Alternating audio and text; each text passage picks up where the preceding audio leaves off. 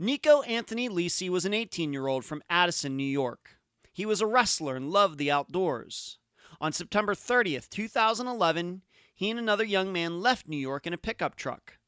Over the next few days, Nico's traveling companion arrived in Michigan, while Nico was seen alone by a friend in Franklin, Tennessee. He was never seen again. I'm Ed Densel, and this is Unfound.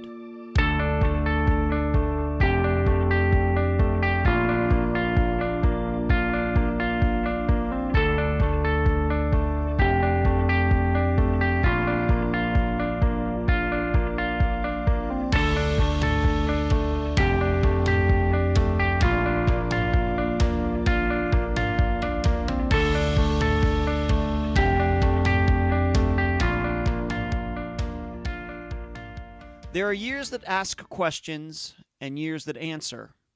That quote is from noted African-American author and anthropologist Zora Neale Hurston. You can look her up. It's an interesting quote, and I'm sure the quote is perfectly applicable to many aspects of life. But for us, we the people who are truly serious about not just talking about true crime, but actually solving it, sure, we have not just the year, but the hour, day, month of a question, that being a disappearance. But we know that often a year never appears on the calendar where the disappearance, the question, is answered. At least, not yet. I bring this up because the disappearance of Nieko Lisi can be confusing due to its scope in both geography and suspects. And it all started in 2011, the question year. So how can we wade through all of the facts, locations, and statements to assist the Lisi family in making 2018 the answer year? And now, summary of the case. This is brought to you by my friend Megan Goodsite, charlieproject.org. Nieko Lisi had a lot of things going for him throughout his teen years. However, he suffered an injury that forced him to stop participating in his favorite sport, wrestling. Later, with friction arising between himself and his parents, Nieko ended up moving to Tennessee for school. But then he came back about 8 months later, for reasons that are still unclear. Also, a few months before Nieko went missing, he was accused, along with at least 10 other male teenagers, of raping a 14-year-old girl. Nieko denied the charges, and his family insists he was dead set on refuting them in court. Eventually, in December of 2011, after Nieko disappeared, all charges were dropped against all of the defendants. But on September 30th, 2011, Nieko and a male a couple years older than he, Robbie Knight, took a pickup truck from New York and headed west. They said they were going camping. However, the next day, a Saturday, Nieko appeared alone on Flintlock Drive in Franklin, Tennessee, at the home of a kid Nieko was friends with while he had been going to school there a couple years before. The family to this day insists that Robbie Knight was not with him. Allegedly, that same day, October 1st, Nieko spent the day playing soccer with his Franklin, Tennessee friend and others. When they were done, Nieko picked up his things at the friend's house and took off. He was never seen again. Robbie Knight was eventually found at his father's house in Romulus, Michigan, around October 4th. The truck they had been driving was not there. Robbie died a week later from a drug overdose without ever revealing, at least to the public's knowledge, anything he knew about Nico's disappearance. The following factors have complicated the investigation: the multi-jurisdictional aspect of the case between New York, Michigan, and Tennessee, the Franklin, Tennessee family who lawyered up and refused to answer any questions about Nico's disappearance, and the eventual discovery in 2016 of the stolen truck Nieko and Robbie were driving that has added a whole new aspect to the mystery. Nico's family believes foul play is involved in his disappearance. The interview for this episode is with Nico's mother, Monica Button. Unfound News. The first Unfound meetup occurred in Panhandle, Texas this past Saturday, July 21st. I am told about 40 people were there, and the main conversation was the disappearance of Thomas Brown. I personally had nothing to do with the arrangements, and I give all the credit to two listeners, Charmin, and Chandra, who put it all together. Even Tom's mother, Penny, was in attendance. I think this is going to spur me on to arrange a meetup in Florida once I get back there. Next, this past Sunday, July 22nd, I visited the location where Sherry Mahan disappeared from Cabot, Pennsylvania in 1985.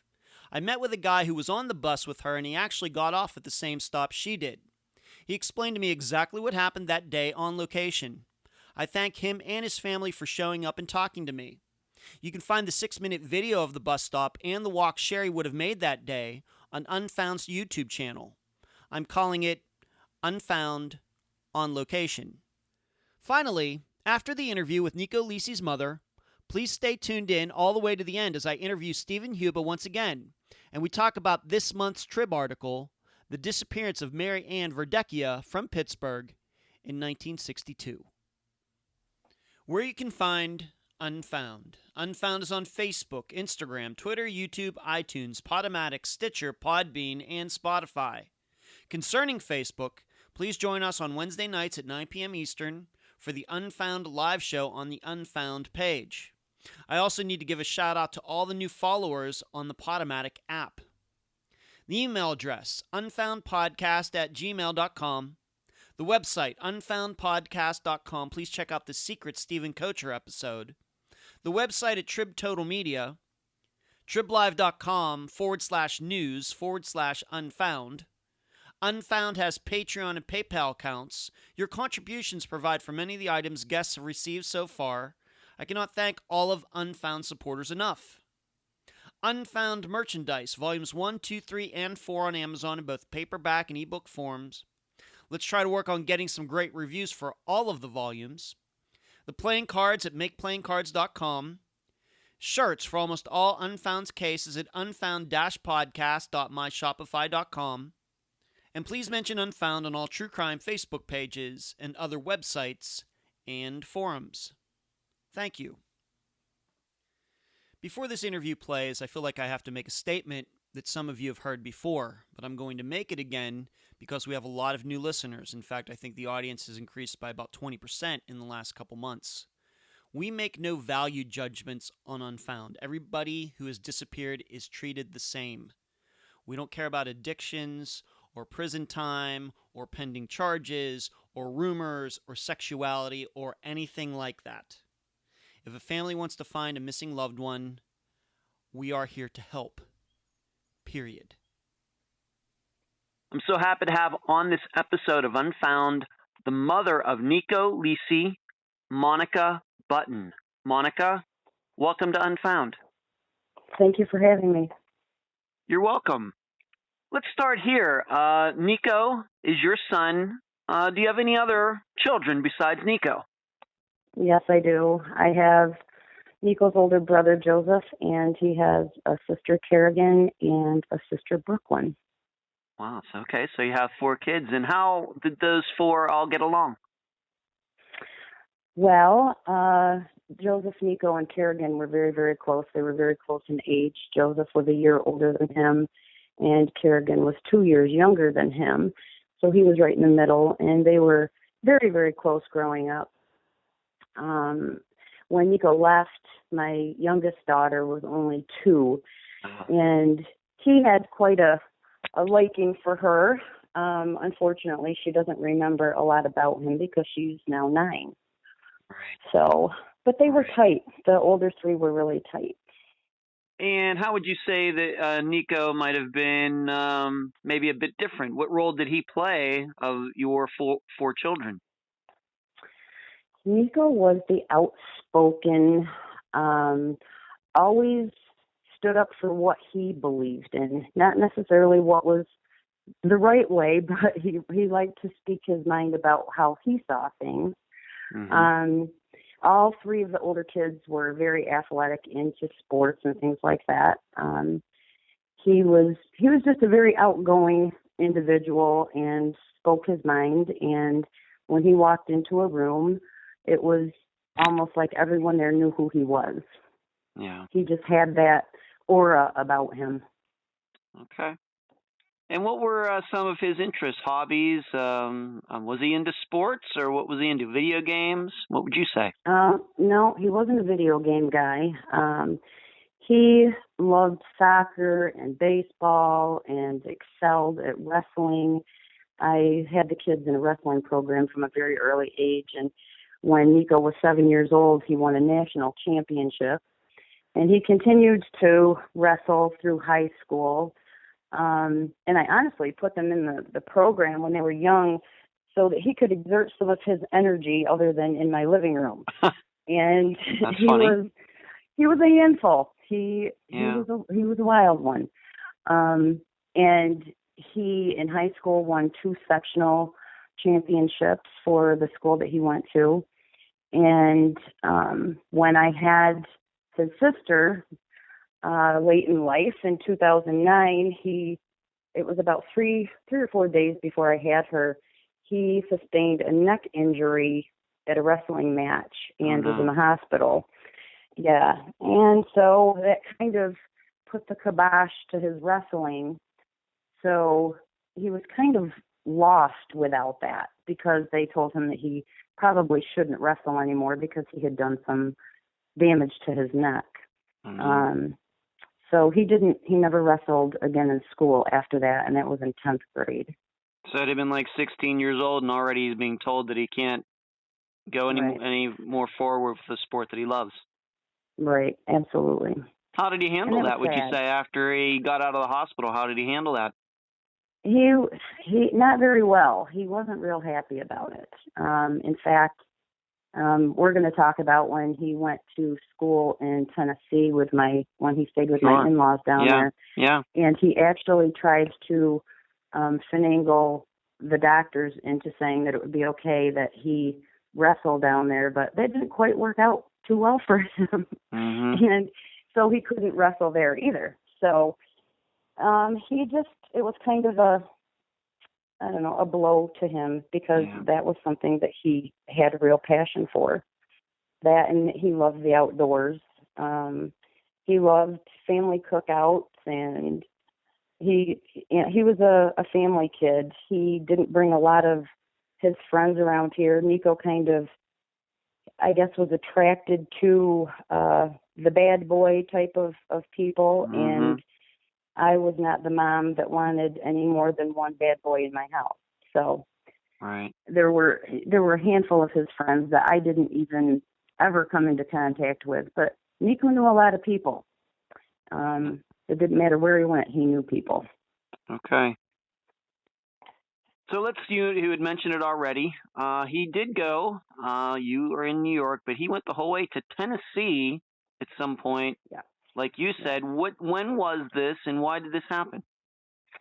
Well, he had a rough time coming out of 10th grade, and it was the whole wrestling thing, and he quit the baseball team, and it was like Nico was carrying the world on his shoulders. And it was my brother-in-law, actually, that came to me, and he said, what do you think about Nico going and spending the summer in Tennessee?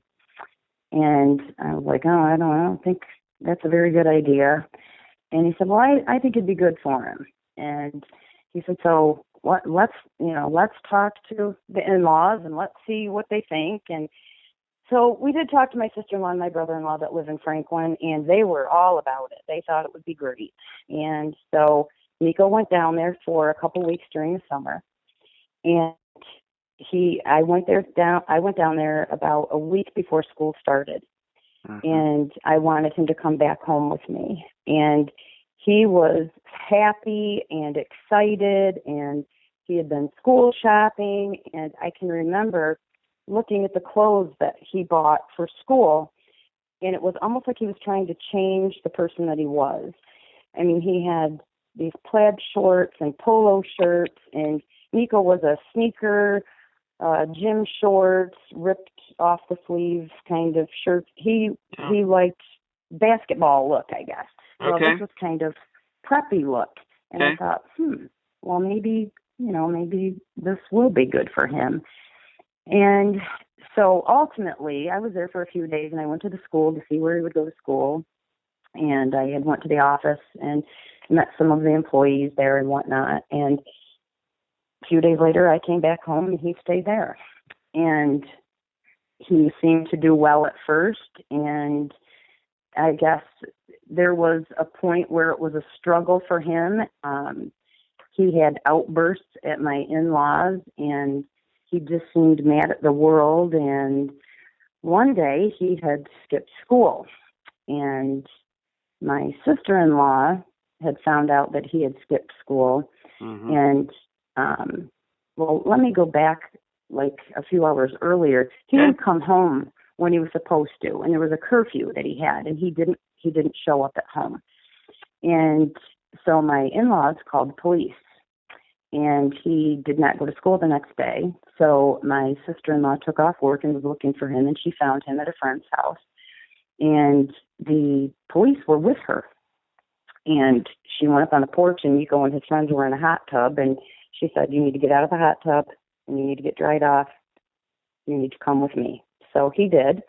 And she said, "When we walk down out of here, the police are down here waiting for you, and I don't want a scene, and you are going to have to go with them. Because in Tennessee, you don't just run away from home and not have to answer to anyone." And they actually took him to juvenile hall. So that was not good. He was mad at my sister-in-law. He was mad at me. He was mad at everybody that was involved in him having to go to juvenile hall. But, well, if you don't show up at home and you don't call anybody and let them know where you are, what are people supposed to do? Right. So they did what they felt was right. And after he went to juvenile hall, my sister-in-law had him go and talk to a counselor and had him in a program down there. And it was kids that had anger issues, that type of thing. And he was diagnosed with a defiant disorder and put on medication. Well, he was not going to take medication because there was nothing wrong with him. So this was like in, I'm going to say, October to November of 2009, and he was in 11th grade there. So he came home for Thanksgiving, and he was kind of quiet and reserved. He didn't want to really reach out to anybody here. And let me say, a couple of years prior, he had lost his best friend in a car accident here at home. And then my father passed away, who he was very close with. So Nico had dealt with a lot of stuff going on in his life. Yeah, he had a lot going on. On top of the wrestling. Right. Yeah. So, he at times felt defeated and just, kind of wanted to kick the world's ass kind of thing, I think. From a mother's point of view, when, I look back at these things. And, he called me one day in February. And 2011? What year? No, 2010. February 2010. Okay. So he's supposed to be in school in Franklin, Tennessee. And he called me and he said, "You need to come and pick me up. I'm at the airport." And I said, What are you talking about? "I'm not going to stay with the aunt and the uncle anymore. I don't like their rules. I want to come home." And so I'm home. And my sister-in-law had actually entrusted him with a credit card that he could use in an emergency situation, or, he could buy small things with it or whatever. It was a controlled credit card that she and her husband had and let him have it. Well, he took the credit card and bought himself a plane ticket home. Wow. And so I picked him up, and he came home with us, and I took him back down to the school here to re-enroll him. And so we re-enrolled him here, and he finished the year out, and it was like, I don't know, like walking on nails every day. He was unhappy, and we didn't know what to do for him. And at one point that summer he went to his dad's, and then he was back here, and it was a back and forth kind of thing. Whoever had the strongest rules at the moment, he didn't want to be there. He wanted to be somewhere else. Yeah. So that's, he came What do up you in think Tennessee, went on? I and that mean, was did you ever get anything from him or from, I guess it would be your sister-in-law, it. about No. what went on in Tennessee? What went Well, on down? we don't know. We have surmised. I mean, I listened to what he said, and it was that he didn't like the rules there, and he wasn't going to listen to what they have to say, blah, blah, blah, that type of thing. And she felt like, well, I didn't really think anything was wrong. I knew that he was mad about the juvenile hall thing, and he was mad about going to the counseling classes, but she didn't feel that he was going to up and disappear in the middle of the day when he was supposed to be at school. Right. So, and I mean, we all look back now, and I know that there were certain people down there that he evidently didn't get along with, and I just have to guess, did something happen when he was in school there? Is that why he showed back up here in the middle of the school year? I mean, I don't have the answers to those things. And he never said, they didn't know. Did your sister-in-law have any kids, any children who could relate to Nico? Never passed anything along that? She did have children that were much younger than Nico. Oh, okay. And Nico was great with her kids. She would tell you, I trusted him any day of the week with my kids. He watched the kids for her. He was a lifeguard at their pool. He seemed okay at certain times, and other times he was mad as a wet hen, I guess. And we never knew why. Yeah. Am I to then surmise then that, okay, so you took him down, and he wanted to go down during the summer, and like you said, you went down there before the school started. He's trying to change his image. Did these behaviors not show up until he started going to school? Yes. Started when he started school. Okay. All right, so maybe it did have something to do with somebody he ran into, some new kids at the school or something like that. Possible. Yes, very possible. Very possible. Okay. All right, so he went down there, was there from summer of 2009 until February 2010, jumped on a jet, came back there, and like you said, when you got back, it was still, he seemed to be like a caged animal almost, wanted to bust out. Right. Okay. That's a good way to put it. Okay. Now, we do have to talk about something. We're just going to touch upon this. I don't know how big of a deal it is, but it is on the public record. What was this? Was Nico charged with raping a 14-year-old girl? Was that? I'm not saying that it happened, but was he charged with that? He was charged. And can you explain? I mean, did this happen before he went to Tennessee or when he came back? No, this was after. It was in 2011. Okay. It was August, and we had actually went to a county fair, and we were at the county fair, and Nico's phone rang, and he went off to take the phone call, and he came back to me, and he said, "Mom," he said, "we have to go." And I said, "Why? What's going on?" And he said, "That was the Hornell City Police, and they want to talk to me about something. We have to go. You have to take me there." And I was so mad at him. Nico had been in fist fights and things, and the police had shown up at my house, and it just seemed like every time something happened, the police would show up at my house or call here, or it's like, oh my gosh, what did you do now? And I was yelling at him the whole way to Hornell. Right. And I'm like, this is great. You do this to yourself and blah, blah, blah. And if you end up in jail, don't ask me for money because I'm not giving it to you. So we go to the police station, and I was going to go in with him. And he said, no. He said, I'll go in by myself. And I said, okay, call me and let me know what's going on. So I came home, and he called me a little while later, and he was just beside himself. And I'm like, what is wrong? What is going on? And he said, I got in here and they're charging me with rape. And I'm like, what are you talking about? And he said, this girl has said that I raped her. And so they were keeping him, and they were going to arraign him the next morning. And so I went up and went to the arraignment, and they released him. Excuse me.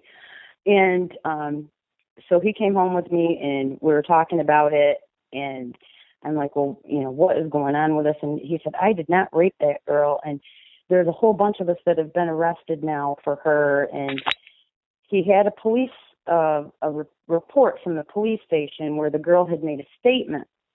And she had said that she had had sex with him, but she couldn't remember what the date was. And it was either such and such a date or such and such a date. And one of the dates, Nico would have been 17 years old, and the other date, Nico would have been 18 years old. Mm-hmm. So because the girl didn't know what the exact date was that she had, in her own words, she had consensual sex with him, but because of New York state law, it doesn't matter if she says that because she's not of age. Right. So it was a rape charge due to one of the dates that was written on the report. And were these dates anyway? I mean, this happened in, like you said, August. Were either of these dates close to August of 2011, or were these months in the past? No, one was in May and one was in June. Huh. And so the arrest being in August, my assumption is because there were quite a few boys that were charged with different things, from rape to endangering the welfare of a child. There was reckless endangerment or something to that effect for people that weren't 18 years old. Anybody that was 18 and over was charged with rape. Right. And there were many, many boys in the area that were arrested over the same girl. How many what would you, of course, do not give any of their names, but how many would you say? I'm going to say plus 10. Wow. Okay. And so there were many. And I know my son, and my son, if he wanted to finagle with a girl, he did not have to force anybody into anything. Mm-hmm. And he just didn't have that in him. Nico was someone around women, around girls. He was a protector. If anyone spoke, cross to a girl that he was with, Nico would take control of the situation, and nobody misused a girl or misused a woman or a grandmother, or he had respect for women.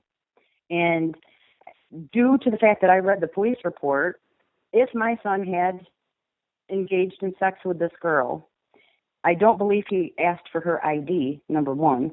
And I was told at a later date by a police officer, the police officer asked me if I had ever met this girl, if I knew her. And I said, no, I don't.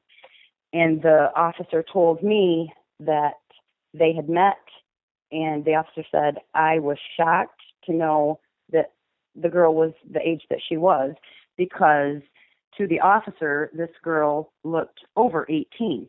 So, and to this day, I have never laid eyes on the girl. I don't know her personally. And once again, we're not using her name, but she didn't go to like Nico's school or anything like that. No. You didn't know her parents, nothing like that. No. Okay. No, but I do know that I have a Facebook page set up that's called Search for Nieko Lisi. Mm-hmm. And that girl is a member of the group. And as I sit as a mother and I look at that, I think, if this girl, because when you hear the word rape, and I don't care where you are or who you are, when you hear the word rape, you think someone is forced down and their clothes are ripped and they're smacked around a little bit and they're, someone is forcing themselves on someone. And that is not the case. I mean, and the girl stated that in the police report that I read. And, I don't know what the outcome of that ever would have been, because Nico disappeared in September. Nico had an attorney. He had met with his attorney that I, by the way, did not pay for. And the attorney knew the circumstances of the number of people that had been arrested. And he felt that, people are going to be getting reduced charges out of this. Some of this might even be dropped. Nico, you don't really have to worry. But Nico was on edge and didn't want to leave the house because he was so embarrassed that his name had been in the paper, and he's looking at me and telling me I am not going to be labeled for the rest of my life. And he could have had to have registered as a sex offender if he was found guilty. Sure. So did you ever have a chance? Did you know any of the other young men or boys who Yes. were involved. You knew some of them? Yes. And did you have a chance to talk to their parents while this was going on? I mean, did they have the Oh, same, yes. I guess you would say, doubts that you did? Yes. They felt the same way that I did. Okay. And I mean, there were a pair of brothers that were both arrested that were Nico's friends. And I don't know what more I can really say about it. Okay. It makes me angry. It makes me angry, but the bottom line is the law is the law. Mm-hmm. And even if he was 18 and did engage in sex with this girl, he was being charged with rape. Bottom line, it happened. Do I think that the law needs to be changed? I sure do, and that's a whole nother show. Oh, yes, it is. Okay, but here's the point we mainly want to make about this. These charges were still pending against him when he disappeared at the end of September, early October of 2011. But the trial, given all these other young men who were involved, they were still, that none of them disappeared. Did any of them ever end up going to jail, or did any of them ever have to end up being labeled as a sex offender, anything like that? No. Were the charges eventually dropped, or what happened? I do know that a couple of people that were arrested because they had previous arrests, they were not released on their own recognizances. They were remanded to the Steuben County Jail, awaiting trial. And when they went to trial, all charges were dropped. And still today, to some of those boys that happened to, I mean, they spent time in jail over this girl, and eventually it was dropped, and it's not on their record anymore. But still, they spent weeks and weeks in jail until they went to court. And so there's a lot of angry people out there still after all of these years. And I'd like to mention also that the young lady that this happened to, she also reached out to my daughter and wrote my daughter a letter. And it was, I believe it was through, I don't know if it was Facebook or Messenger or whatever. And it was a couple years after this whole nightmare began. And she reached out to my daughter, apologizing to my daughter about all of the trouble that she had caused. Now, I have a problem with that still, all these years later, because what do I know? The police believed that when Nico left, that possibly he's running because of the charges, with the rape charge. Of course. And of course that enters my mind. But then on the flip side of that, I knew that my son would call me. And, so I went years of bouncing back and forth of, well, could he be hiding? No, something must have happened to him. He would have called me. I know my kid. He would have called me. Something has happened to him. So I have fought with this all these years. And, that charge certainly, engulfed the whole situation as far as the police really looking for him at first or whatever, because they believed he was on the run. Yeah, absolutely true. I get, and do you, being that you saw this apology that this girl sent to your daughter, Nico's sister, in so many words, do you think that girl is saying that she made it all up and she's apologizing for getting all these kids and boys in trouble? Is that how you? I don't read it that way. I look at it like this. I think that she was a young girl, and I think that her parents found out that she was having sex. And I think that her parents were probably furious. And I think that they dragged her to the police station and said, here, this is what we're going to do. And then she is scared out of her mind, and she writes down who she's had sex with. And then the police do what they have to do, and they go out and they arrest all these people. And years later, she's growing up during all this time. She right now has kids of her own. Wow. And, she probably looks back at the situation and thinks, man, I wish, this wouldn't have happened. And a lot of people don't like me now. And, people are never going to forget this in this area. You know what I mean? Yeah, I do. So she has, she's got a lot of things that she's got to deal with too in the aftermath. The way that I look at it if I have a 14-year-old daughter and she's being promiscuous, do I think that I'm going to take her to the police station and have a bunch of people arrested? No, I think that I'd sit my daughter down, and my problem is with my daughter. But, I mean, every parent is different, and we make different decisions. All right. Okay, so let's just put this on in a nutshell so we can move on here. So he was accused of rape, but he and I guess at least 10 other young men were accused, but none of them ever went to jail for that. The charges were dropped, and the possibility, I guess almost with 100% probability, is that had Nico not disappeared, probably the charges would have been dropped against him as well. I'm assuming that.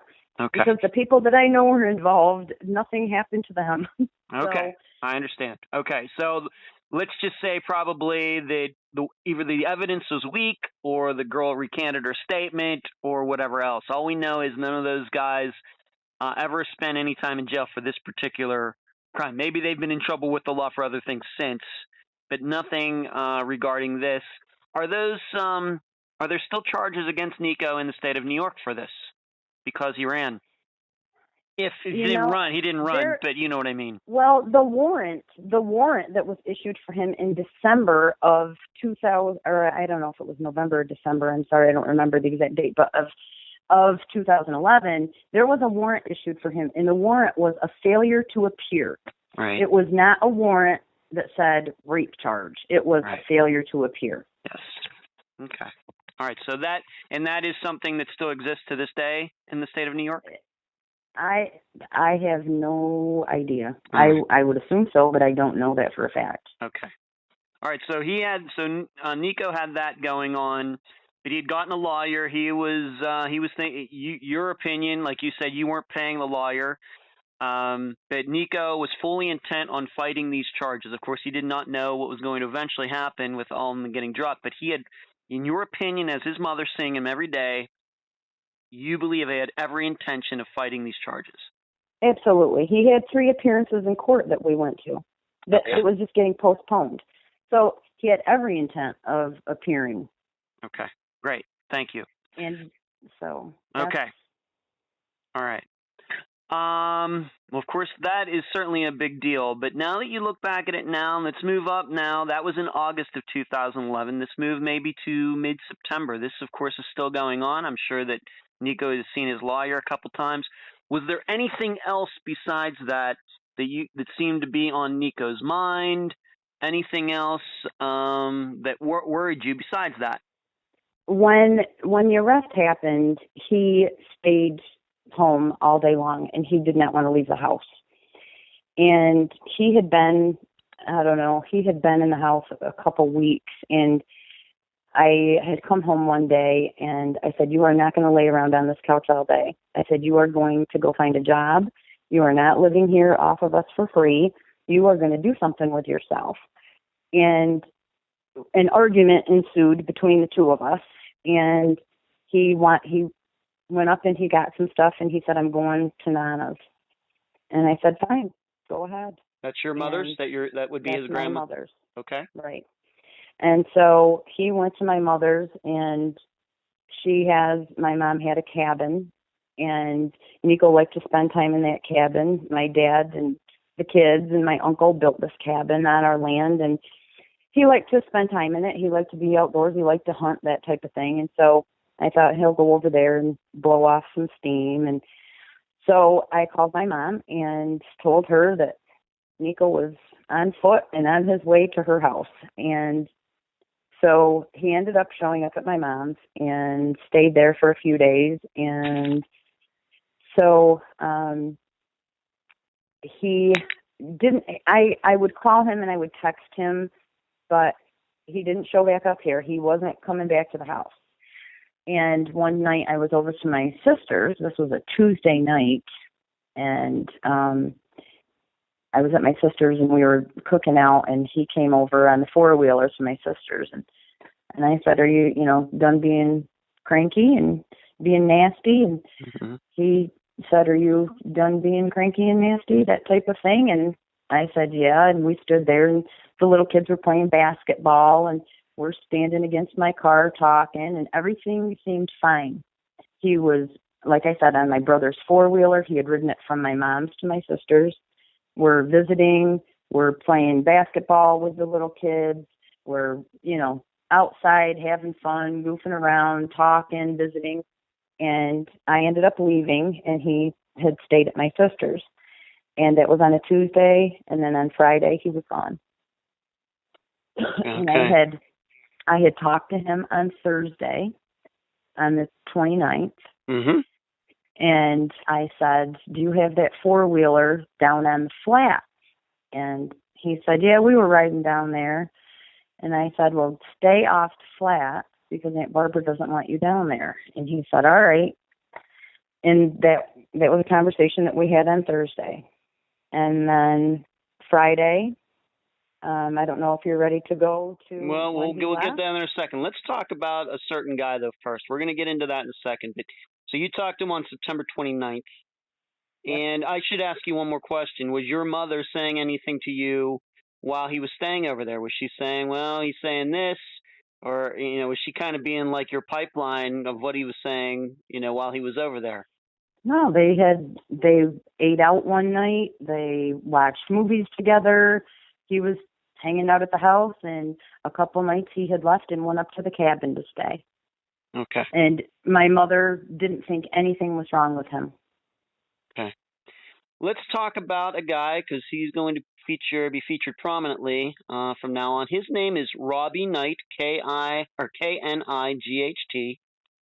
Who is he, and how did he come into the picture with Nico? Robbie Knight was a boy that went to school with my kids, and he was actually a friend of my older son, Joe. And a lot of kids like to hang out at Robbie Knight's house because Robbie Knight lived with his grandparents. And Robbie Knight had, I guess, control of the whole upstairs of the home. And kids could go there and they would drink and they would smoke. I mean, so Robbie's house was a cool house to hang out at. And Robbie and Nico were never friends in school. And so when I found out that Nico had been with Robbie, I was shocked. I had no idea that Robbie Knight was around Nico. I had no clue. And so we think, my oldest son thinks that he had got a Facebook post from Robbie that said, hit me up. Now, my son was in college at the time, my oldest son. He was in college. Joe, yeah, okay. Yes. So he was in college and gets this Facebook post, and he thought that possibly Nico saw that, and Nico reached out to Robbie for somebody to hang out with. Now, we aren't sure how that all came together because Robbie and Nico never, ever hung out together before all of this happened. Yeah. Not to any of our knowledge, anyway. I've never seen Robbie Knight with my son Nico. Right. Never. Even since 2011, you've not ever been able to make a concrete connection how those two ended up together. No. Okay. No. Joseph assumed that it was over a Facebook post. Okay. If I may ask, not to delve into it too deeply, I know that Robbie was not welcome at your house because he had a reputation. I mean, did he and your older son, did he ever get your son into any trouble, your older son? Or was your son too smart for that? There was some trouble there, and I had been to Robbie's grandparents' house, and after I told Joseph that I didn't want him over there, and I went to the school to pick Joseph up one day, and Joseph was over at Robbie's, and I went in and I said, I do not want him here. And Robbie's grandfather said, well, he's such a nice boy, blah, blah, blah. Well, then after that, after Robbie leaves with Nico, a couple years later, and things go awry, then all of a sudden the Knights will say that they didn't like Robbie, or that they didn't like Joseph. Yeah. That they didn't want Joseph in their house. Well, that man would stand and tell what a nice boy that Joseph was, and blah, blah, blah, blah, blah, and I'm the one that didn't want my son in their house, and Joseph never brought Robbie up here because I didn't want him around. You knew better. I knew better. Right. He knew better. And I have to say, I'm a hairdresser, and so I had kids coming into my shop, and people telling me things that were going on at the Knight's house.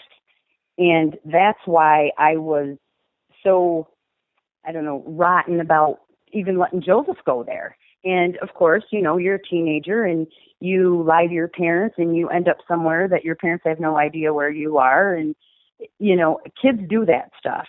And even mine did that too. You know, I did it. I'm sure you did it. And it was, I mean, if my son was going to Robbie Knight's house, he wasn't ever going to let me know because I didn't like him. Okay. I just didn't care for him. And Robbie Knight, I'm guessing that Robbie was maybe a couple years older than Nico was, maybe 2 years older, maybe? Yes. Yeah, about that. Okay. And just one more thing before we get to September 30th. At some point, and I know you didn't find this out till later, but Nico lost his ID. We know that, would this be a driver's license? We know that he didn't have a vehicle, but yes, it was his driver's license. It was his driver's license, and he lost it. Did he tell you about losing this license at all before he disappeared? No. Had no idea. And where was it? Just so we're clear, where was it found? It was found in Hornell, New York, in front of the post office. Okay, and we'll come back to that in a little bit. But we just want to make clear, before he disappeared, he never told you or his brother or anybody else that you know of that he lost his ID. Right. Okay. That's correct. And do you have any idea what day that might have been of that week that he lost it, that he would have been in that town? The only thing that I know is that there was a letter or a note inside an envelope with the ID. It was mailed to my house, and it said, I found this outside on the ground in front of the post office. I thought you would need it. And it was postmarked the 1st of October. Okay. All right, so maybe it was found on the 30th, maybe. But who knows how Possibly. long? Who knows how long it would have been there? Is that where Nico's, where he was staying with your mother? Is that where they live? I mean, would he have any No. reason to be in that town?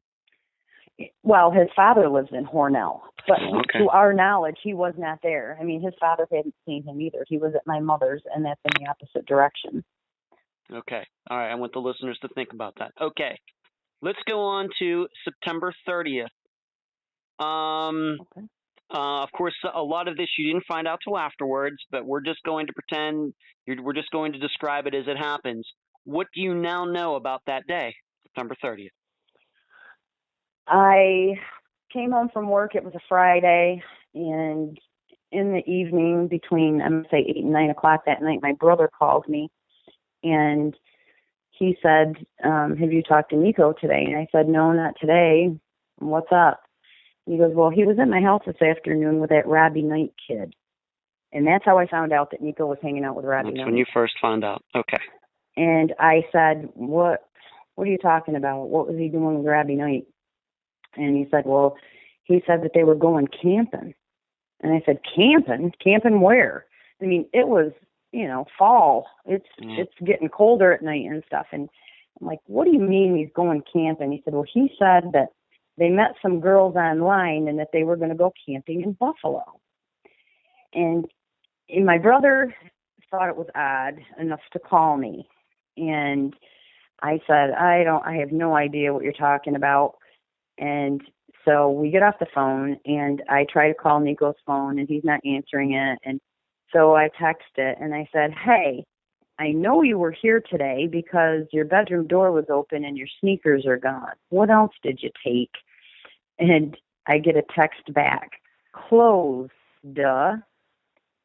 And I text him again and said something to the effect of, where are you and who are you with? And he wouldn't answer me back. And at this point in time, it's after 11 o'clock at night, and I'm in bed. I have to work the next morning, and I'm just like, oh, my God, you know, here we go again. And great, he's hanging out with Robbie Knight. Right. So I went to bed and didn't think too much more of it, to be honest with you.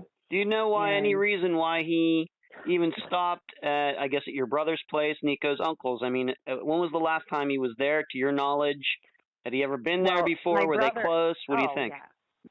They were very close. My brother lived right next door to my mom.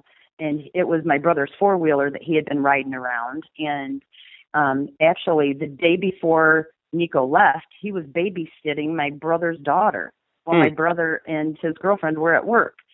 So Nico, during the day, was at my brother's house on Thursday babysitting. And then he went back Friday afternoon with Robbie Knight and told my brother that they were going camping. Okay. So, yeah, it was very normal for him to be around my brother. Okay. And did your brother know who Robbie Knight was, and did he know he was trouble? No, He did not know. He just said some Robbie Knight kid. Okay. No, my brother didn't know him. All right. And Robbie had a truck with him, did he not? Yes, he did.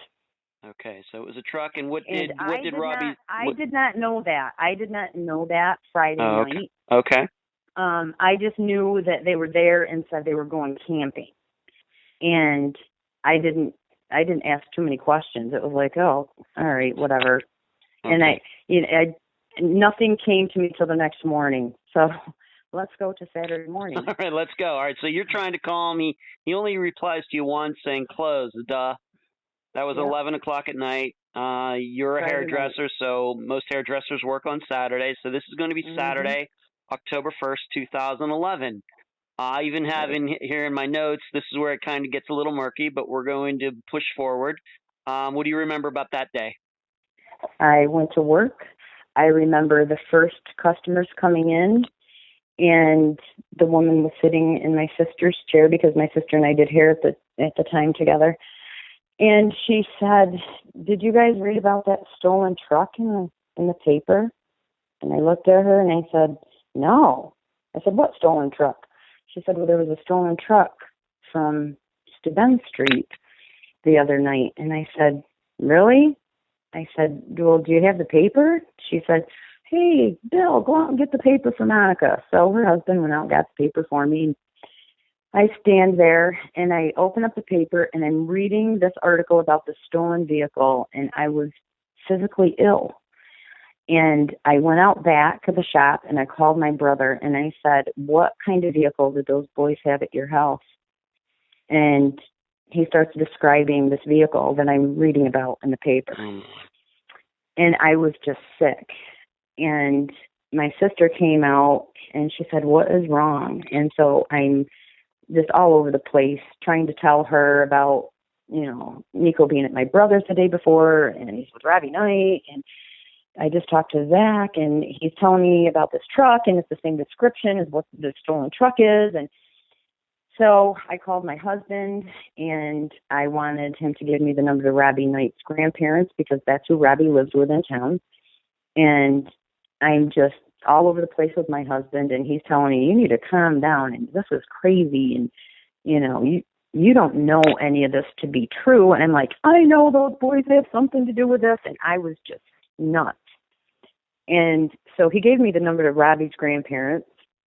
I call there, and the grandmother had said that she had dropped Robbie off about a week before up at my mother's cabin, and Robbie wanted to go up there with Nico, so she took him to some cabin. And so Robbie Knight had been at my mother's cabin for a week. Now, let's go back. That Tuesday night that I was at my sister's, Nico was alone at my sister's on a four-wheeler. When he babysat on Thursday, he was alone. Robbie Knight was not with him. So Robbie Knight must have been up in my parents' cabin this whole time. By himself. Yeah. Okay. Because Nico didn't take him around where any of my family saw him. Right. So I am telling her, I said, "Those boys are up to no good. They are in trouble." And she's like, "Oh, no, they wouldn't do that." And Robbie just said that, he was just going to give us our life back, and he was just, he was going to start anew and this and that. And I'm like, "Are you listening to me? Like, I think these boys have stolen a truck." And she's like, "Oh, no, they wouldn't do that." And because at one point I'd asked her, I said, "Does Robbie have your truck?" And she said, "Oh, no, we don't have a truck." And then I knew. And I'm like, oh, my God. Yeah, because Robbie, the day before, wasn't it at your uncle's that they said that it was their truck and it was an outright lie? Yeah. Okay. Yeah. And where are Robbie's parents? I mean, where maybe the listeners are wondering, why is he staying with his grandparents? Where are Robbie Knight's parents? Robbie's parents live in Romulus, Michigan. And Robbie was here living with his grandparents. I don't know, because his grandparents never sat down and told me this, but the rumor mill was that Robbie had been in trouble in Michigan, and so he was here. And Robbie had been in trouble with the law here also. So I guess they lived near Detroit, and they wanted him out of that city, and they wanted him somewhere country, and this is where his grandparents lived. So they had him come here to stay with them. Okay. So on Saturday, you hear about this story, you automatically make the connection that the truck that they were in is a stolen truck. You're, of course, trying to call Nico. He's not answering, but at some point during that day, does your mother call him? And he does answer. So I was leaving work that day, and I came home, and we had company coming in from out of town, and we had dinner plans. So I am crazy on the phone. My husband is like, "You are nuts, and you need to settle down, and we have company." So we go to dinner, and I'm at dinner, and my phone rings, and it was a little bit after 5:00, and I answered the phone, and it was my mom, and she said, "I just called his phone, and he answered it, and he said, 'I can't talk right now, I'll call you back.'"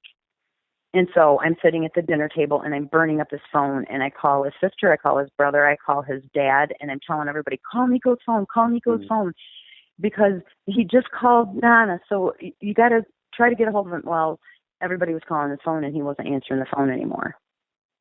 And that was the last that anybody heard from him. Okay, so it's you would say that sometime in the afternoon, early evening, October 1st, 2011. Yes. And It was like a very quick phone call. He just said that, Grandma, I can't talk to you right now, and that was that. Right. No idea of where he was, what he was doing. Don't know if he was in a car or in a house. We don't know. No clue. Okay. All right. So there were no signs of Nico after that, although we're going to hear some more about this. Anything on social media that you were able to track down? Was anybody shouting out to him on September 30th, October 1st? Did he have any social media usage, let's say, on that Saturday? I have no idea. And at that time, I did not even have a Facebook. I didn't know anything about Facebook. I didn't use social media. Okay. The kids all did. And after I had contacted the police, I called the police on Saturday. And I can't tell you exactly what time, because I can't remember if it was before I had left work or later that afternoon. But I had called the police and told them who I was, and I said I believe that my son had something to do with the stolen vehicle that was in the paper today. And they didn't know what I was talking about, so they shoved me to another barracks, and that barracks didn't know, and they weren't sure who was handling it. And finally, on Monday, I was called by an investigator that was handling the stolen truck issue. So,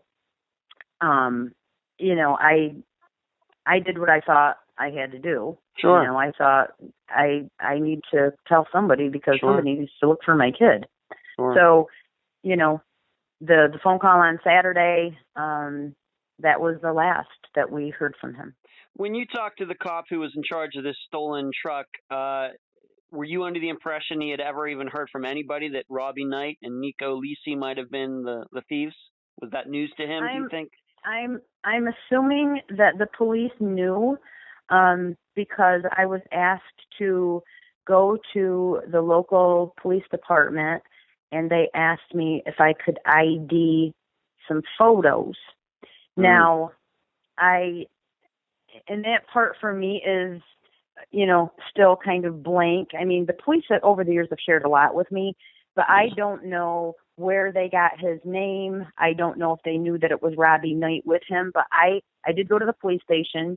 There were pictures there, still shots, and I told them who it was. Where did it look like? Were those taken from a convenience store or a bank, or what do you think? One of them was from a gas station, and one of them was from a Wegmans. Okay.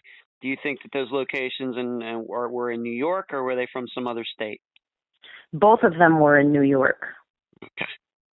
All right, and they must have been taken, I guess, sometime on maybe September 30th, October 1st, something like that. Then, to your knowledge. Right. Okay. So the last time that anybody that we can trust, that you would trust, I mean, you know these people, would be your mother on October 1st.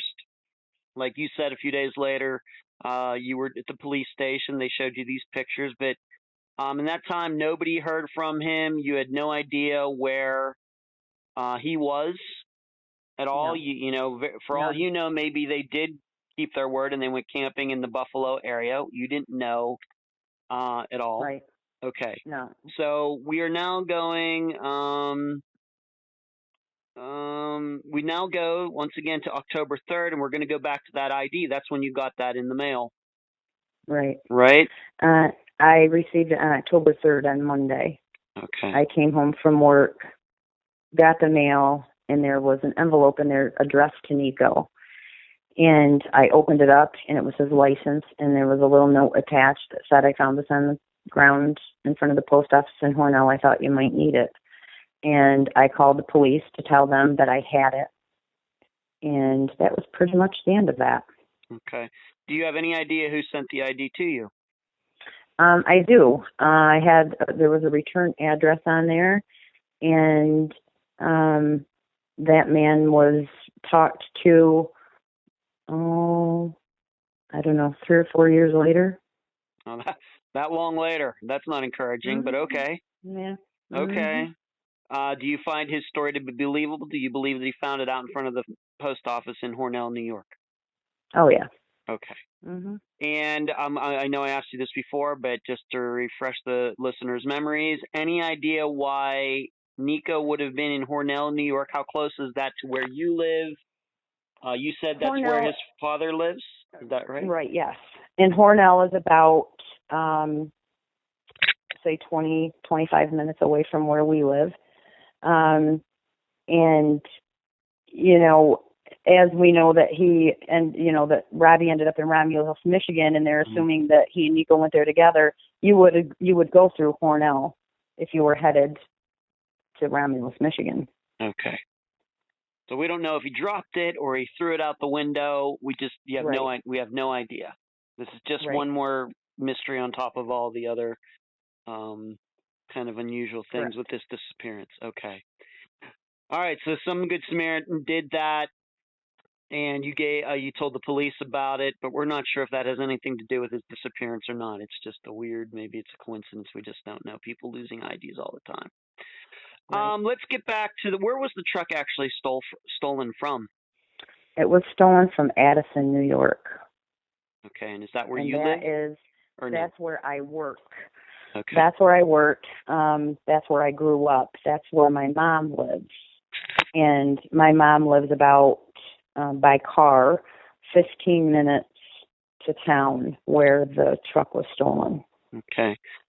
And if we are to believe, we know that Nico and Robbie ended up in the truck together, but we don't know. It could be, that Robbie stole the truck on his own. Nico wouldn't have necessarily had to have been there. Would Nico or Robbie have any reason to be in Addison, New York? And neither of them have vehicles, so how would they even get there? Any idea about any of that? I have no idea how they would have gotten down there. At the time, I had no idea. Since everything has happened, I knew that there were a couple of girls that were giving them rides around, and they were going up to my mother's and picking the boys up in the middle of the night if they text them and call them. So they were being driven around the area. Okay. And we did not know that at the time. Okay. We know that now. You know that now, and so you have a suspicion that that's how Robbie and Nico, if Nico was even there, we don't know, that's how they got to that area, and the truck was stolen. You told me that the owner left the keys in the truck. Is that true? I'm assuming so. And I have spoke with him, and I am just assuming that they were left in his truck. Okay. All right. I didn't know people still did that anymore. But okay, so it wasn't hot wired or anything like No, that to your knowledge. Okay, and no. and is it just that once again we don't know who did this? We don't know if it was the two boys together or one of them on their own. But is it just your opinion that they just happened to pick out a random vehicle and steal it? I do. Okay. All right. So that guy's looking for his truck, and you ended up eventually finding out who he was and talking to him. All right. So Yes. as of October 3rd, let's say a few days later, the truck is missing, Nico is missing, Robbie Knight is missing. And you're thinking maybe they just went on some joyride. We don't know. Now, when Right. did you finally talk to Robbie Knight's father? And as you already said, he lives in Michigan. Tell the listeners about that.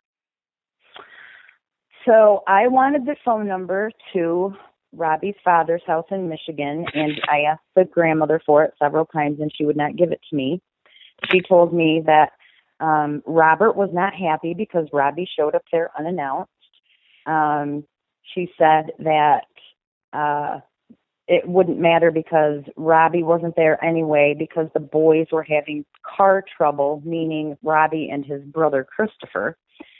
And so this went on for a few days. And again, my husband is still kind of thinking, like you said, they're out on a joyride, they're going to show up, they're going to be back.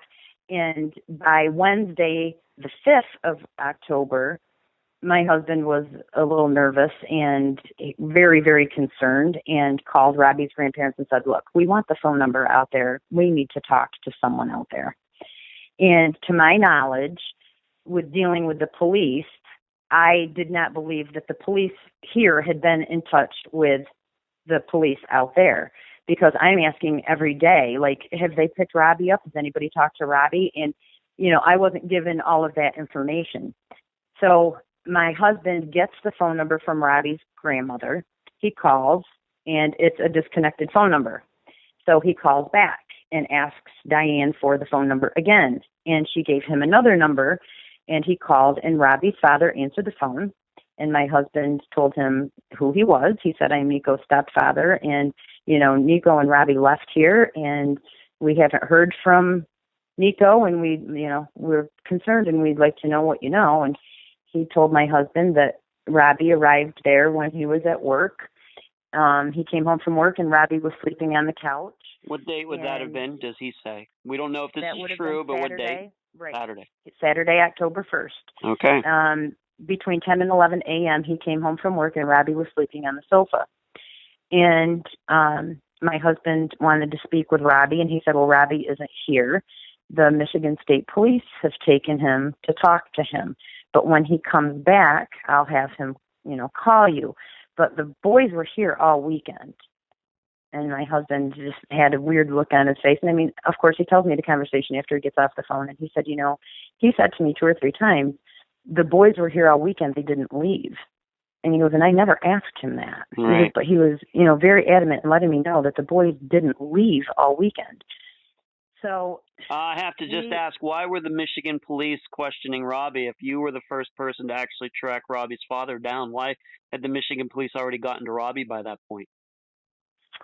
Well, because I had called the New York State Police and told them that I knew that I had spoke with Robbie's grandmother. Robbie was with my son. Okay. And Robbie's grandmother, I knew on the 1st that Robbie was in Michigan. I knew that on Saturday the 1st. Because she told me that when I called her. Oh, okay. That Robbie was in Michigan. So I knew that Robbie was in Michigan on Saturday, October 1st. Okay. But nobody had supposedly seen Nico. Okay. And she wouldn't give me the phone number there, so I had no contact. Right, so it took a few days. But in the meantime, something happened that the Michigan police went over to the Knight house and got Robbie talked to. And I'm assuming that it's because New York State Police knew that Robbie Knight was with Nieko Lisi, and now there's a stolen truck, and Robbie ends up in Michigan, so I believe New York State Police had a hand in the Michigan police going there. Okay, so but it's good, it was maybe some good, Wednesday. some good police work, maybe. Finally, them doing something. Well, it should have happened, 4 days earlier, but we'll take it. Okay.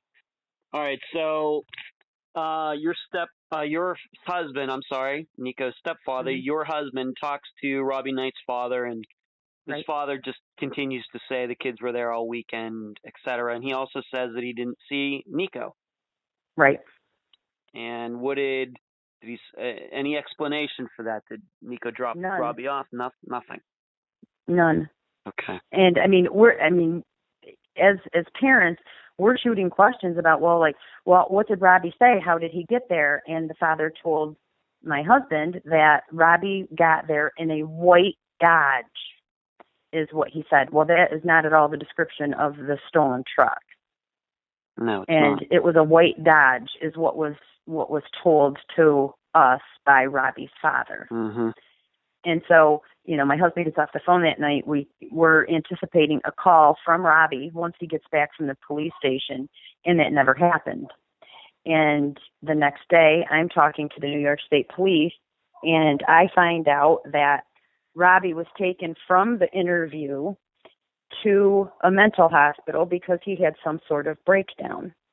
And so at that point, we have no contact with Robbie. He's obviously in a mental hospital. The police can't talk to him because he's in a mental hospital, and we all just kind of have to wait and find out what's going to happen. So then this was on a Wednesday, and then on the following Monday morning, I got a phone call from my brother-in-law, who was a school teacher, and it was, 6:30, 6:45 in the morning, and he teaches at our local school here, and he said, Monica, he said, you need to sit down. Are you home alone? I said, no, Clint's here. And he said, well, I need to tell you something. I said, what's going on? What's up? And he said, Robbie Knight is dead. And I said, what do you mean Robbie Knight is dead? And he said, well, the grandparents have left to go to Michigan. Apparently, he died. So I get on the phone, and I call New York State Police. I tell them what I just learned.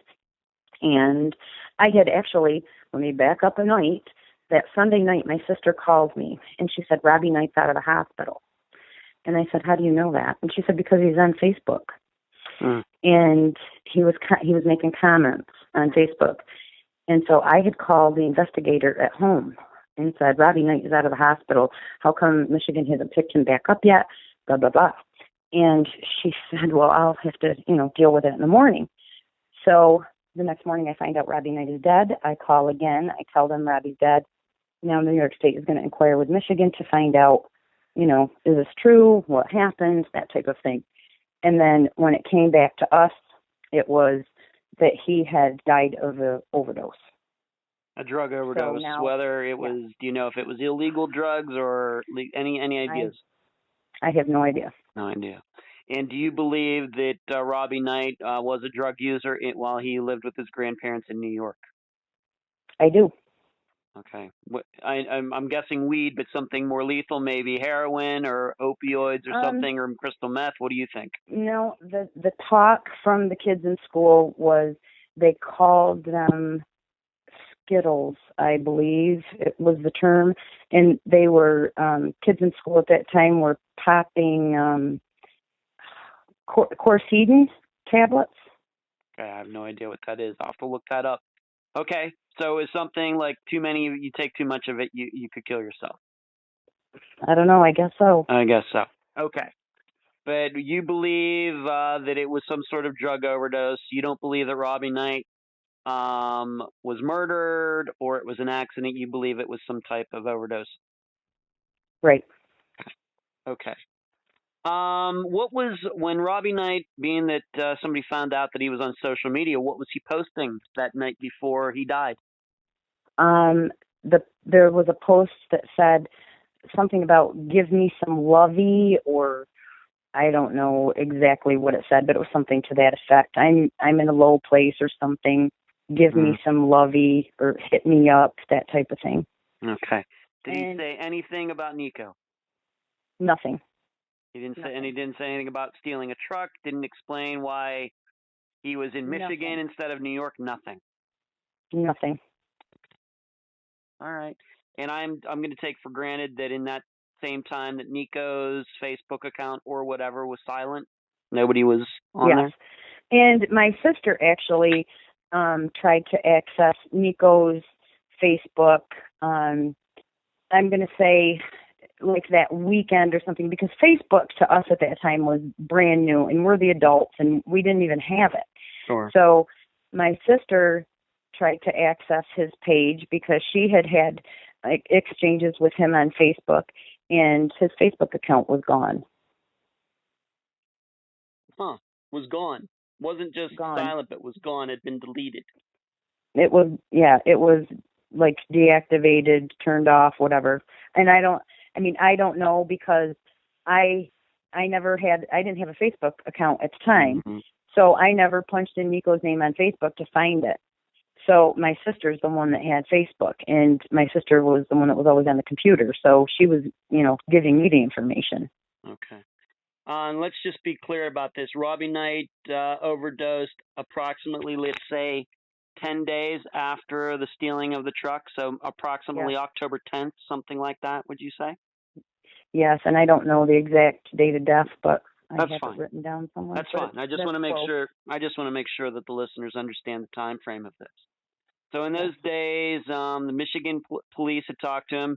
To this day, do you have any idea what Robbie Knight told the Michigan police? I have no idea. Okay. Do you think that the New York police have an idea of what Robbie told the Michigan police? Any inkling at all? So. And I would assume they do, but I do not know that for a fact. Okay. And we I would just hope that they do. Yeah, you would hope.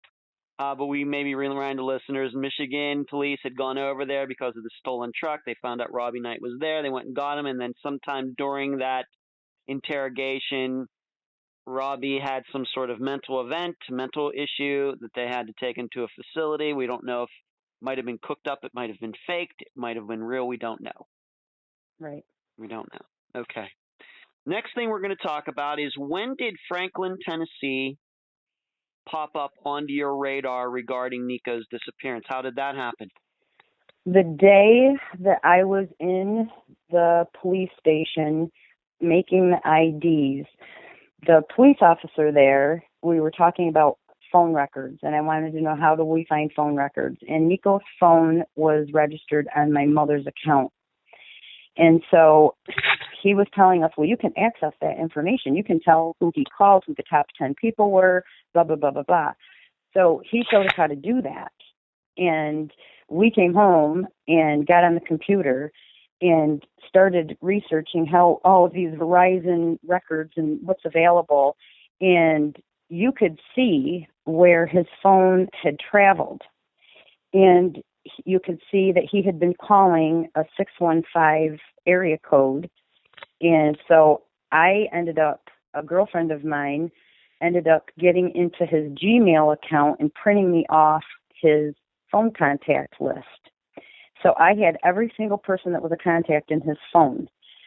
And so I go through the phone numbers, and I'm trying to match up the 615 from the phone records to the contact list. Mm-hmm. And I find it. So, and what a date is, if you could give an approximate date for the listeners, if you could do that, approximately the date. My life was so upside down then. Was this before Robbie Knight committed suicide? No, it was after. After, okay.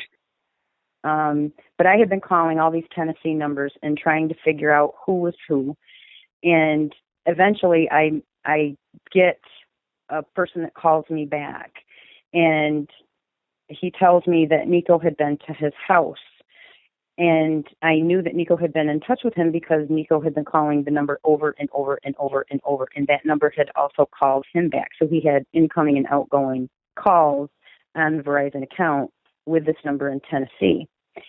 And the police had all of this information.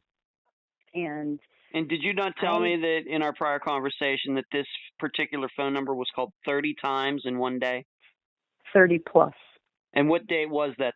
Was that like October 1st or September 30th, something like that? Between September 30th and October 1st. Like 30 times this number was called? Yes. Okay. Yes. Okay. So the young man calls me, and I was at my mom's house when he called, and I had actually called the number and left a message and told him who I was and that I was looking for my son. And I knew that he had called there. Well, the boy called me back and said that Nico had been to his house. And, of course, I'm frantic. And I'm kind of yelling at this kid, and I'm saying, well, what did he want? And why was he there? What did he say? Where did he go? Mm-hmm. And the kid is like, I don't know. I don't know. He came here. And I said, how did he get there? And he said, I picked him up. And I said, you picked him up from where? And he said, I picked him up about 2 blocks away from my house. And he came here, and he spent the night. And the next day, we went and played soccer. And then after we played soccer, we went back to my house, and Nico just grabbed his stuff and left. And I'm like, well, what was this conversation? Like, you haven't seen him in 2 years. Like, what did he want? Mm-hmm. You know, the kid hadn't seen him since Nico went to school there, you know? So I'm like, what is going on here? And I had never heard this kid's name before, but he was in Nico's contact list on his phone. So, did your sister-in-law know this family? Yes. All right. She had went there and she had met the family, and she had allowed Nico to spend the night there. Okay. All right. So this kid actually called you back, says that he had seen Nico, but didn't see the gray truck, this gray pickup truck that was stolen. Right. Never saw it. And did you ever have a chance to talk to this kid's parents? Not then, but a couple months later I did. Okay. And I actually went to their home. Okay. We'll get back to that in a second, but I do have to ask you this. At this point, are you ready to reveal who these people are? I have just been advised not to release the names of the people involved at this point, because some of the people have been questioned by police. Some of the people have obtained attorneys, and I don't want to get into names right now. Okay, but it is on the record, and I think we can state this, that this is a house that is on Flintlock Street in Franklin, Tennessee. That is on the record. Yes, Flintlock Drive. Flintlock Drive in Franklin, Tennessee. Once again, we're not releasing any secret, because there have been a couple stories that have been done on this disappearance in the area, and there are cameras that have been on that street. But it's somebody on that street, but at this point, you know who they are, but that is a secret to you, and you're not going to say that name right now. Correct. Okay, fine. But just to make this thing easier, because we're going to get into a little bit, can we at least say the letter of this kid's first name? It's a fairly common letter. It's not like it's a Q. Excuse me? It's the letter E. The letter E. Like Ed, my name. Okay. So this kid's first name, and the listeners should know, I do not know these people either. She's not. This is not something I'm withholding from the listeners. I do not know these people's names either. So this kid was a friend of Nico's, and his first name starts with an E. So we're just going to say E from now on. Okay. So they live on that street, and the kid just says that, yeah, we played around, he was here, and then he just left. Yes. Okay. Did this kid say anything else about anybody else seeing him? I'm guessing if they played soccer, have you been able to track down anybody else who saw Nico that day? When I went to their home and I sat with his father, that was one of my questions. I wanted to know who played soccer. I wanted names. I'm thinking, if my son went to this place and played soccer with these people, then somebody is going to know and come forward to say that they saw him there.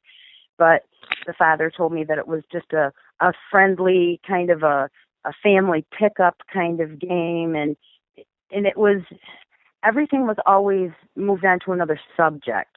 It was like I couldn't get a straight answer for the life of me. Because when I was there in their home, I was asking the father the same thing. I was going crazy. I'm like, what did he say? What did he do? You know, what? Mm-hmm. Why was he here? Yeah. And, Nico just show up. Nico laugh a lot. And I'm thinking, when he said that to me, I thought, bullshit. Mm-hmm. And I don't know. I just, once I was there, I was very uneasy, and I left there, and my brother-in-law was, told me, well, they're nice people. And I said, no, they're not. And I said, there's something going on in that house. And I said, and I'm sitting here wondering if my kid isn't buried in their backyard right now. And it was just this terrible, awful feeling that I had when I was there. So what you're saying is both the kid, starting with the name E, and his parents were not willing to reveal anybody else who saw Nico while he was there. No. And I only spoke with the boy and his father when I was at the house. And there were a numerous amount of people back in their kitchen area, but I did not meet any of them and did not talk to any of them. Okay. All right. And once again, Nico never gave any explanation for just popping up in Franklin, Tennessee after a couple years being away. No. And they couldn't tell me anything that my son said. And I asked if he had a bag with him or a backpack. And, well, he had a backpack. And I said, well, what did it look like? Well, I'm not sure. It was dark. And the boy also told me that Nico did laundry there and that he hung his laundry out. And I said, well, what clothes did he have with him? Well, I don't know.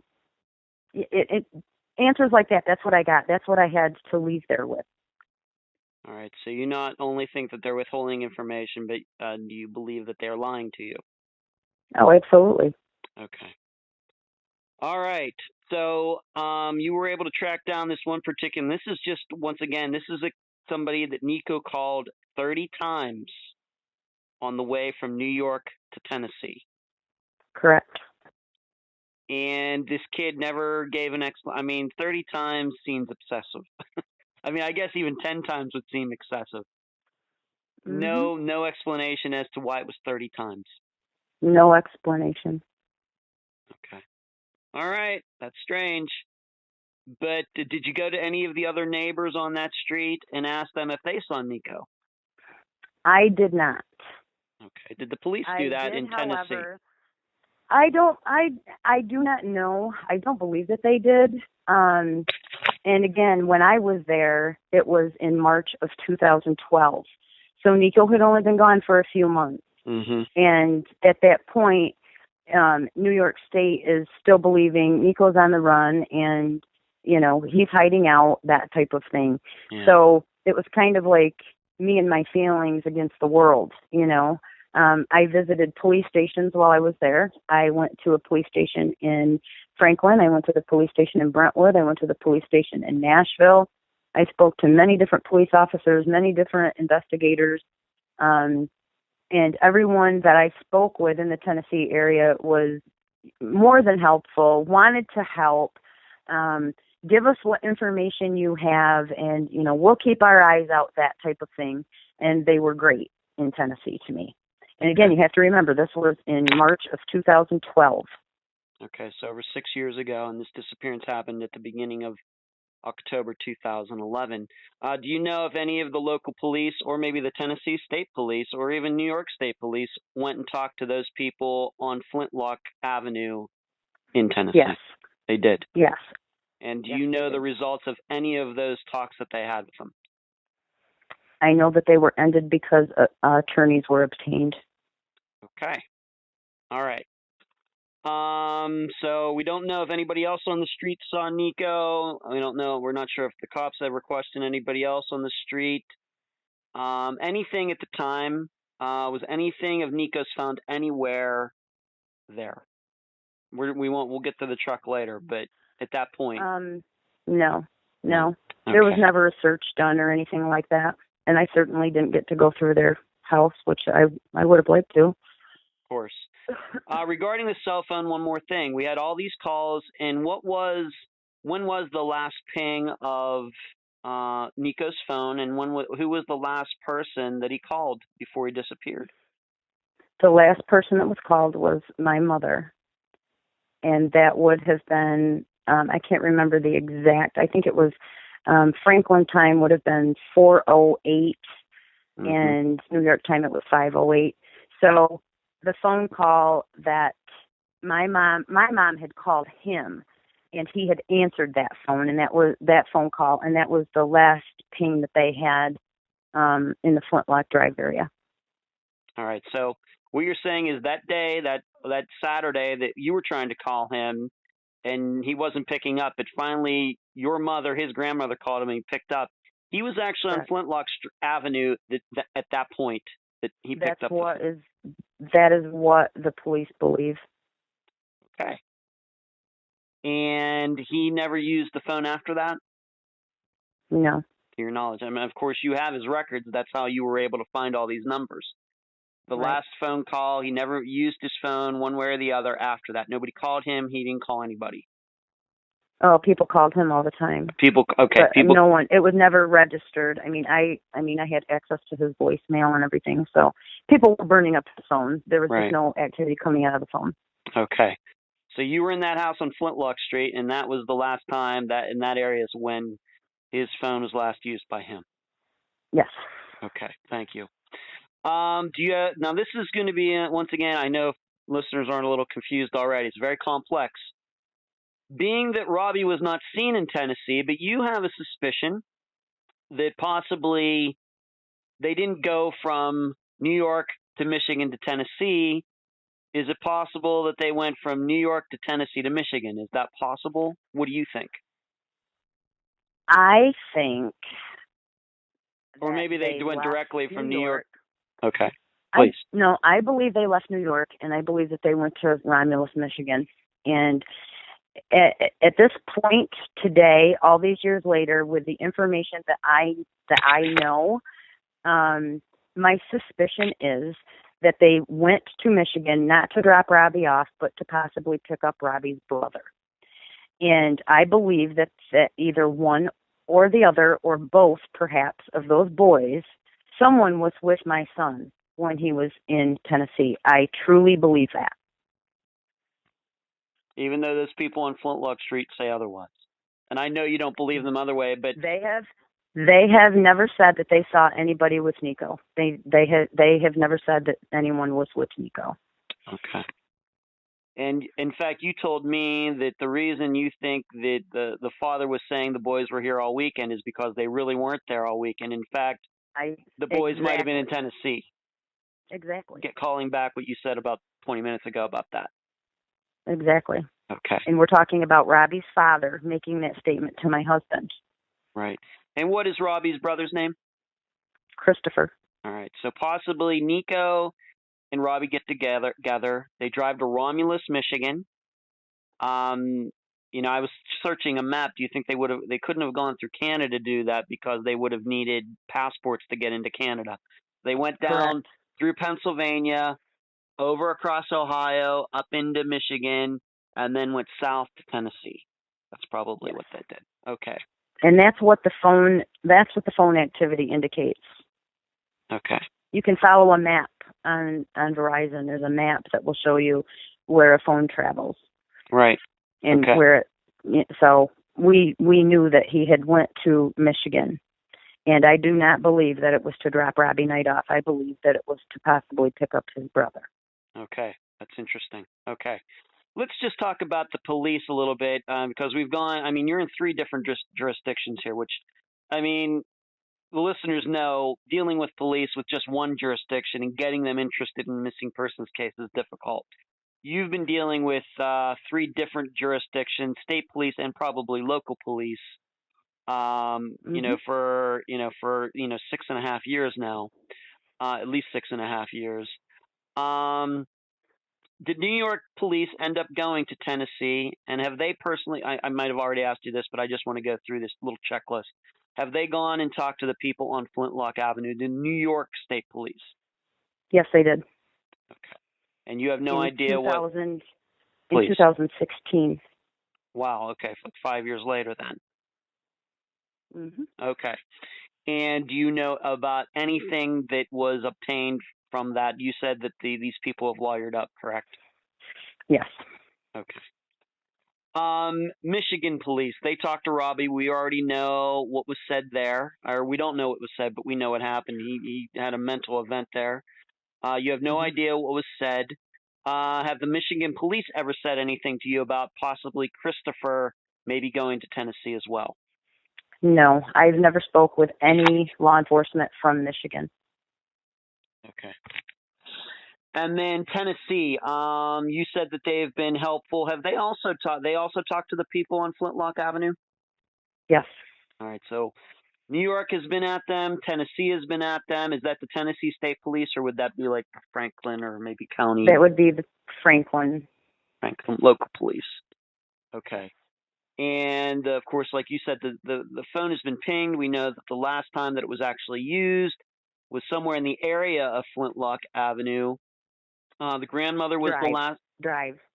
Flintlock Drive. Drive. I'm going to get these right sooner or later. I'm going to get these sooner or later. I don't even know what the difference is between a street, avenue. Too many English words to just say road. Okay, Flintlock Drive. Flintlock Drive, and people want to go there. They can find it. They can Google map it. They're going to find it. However, once again, you know which house it is, but none of us know what house it is.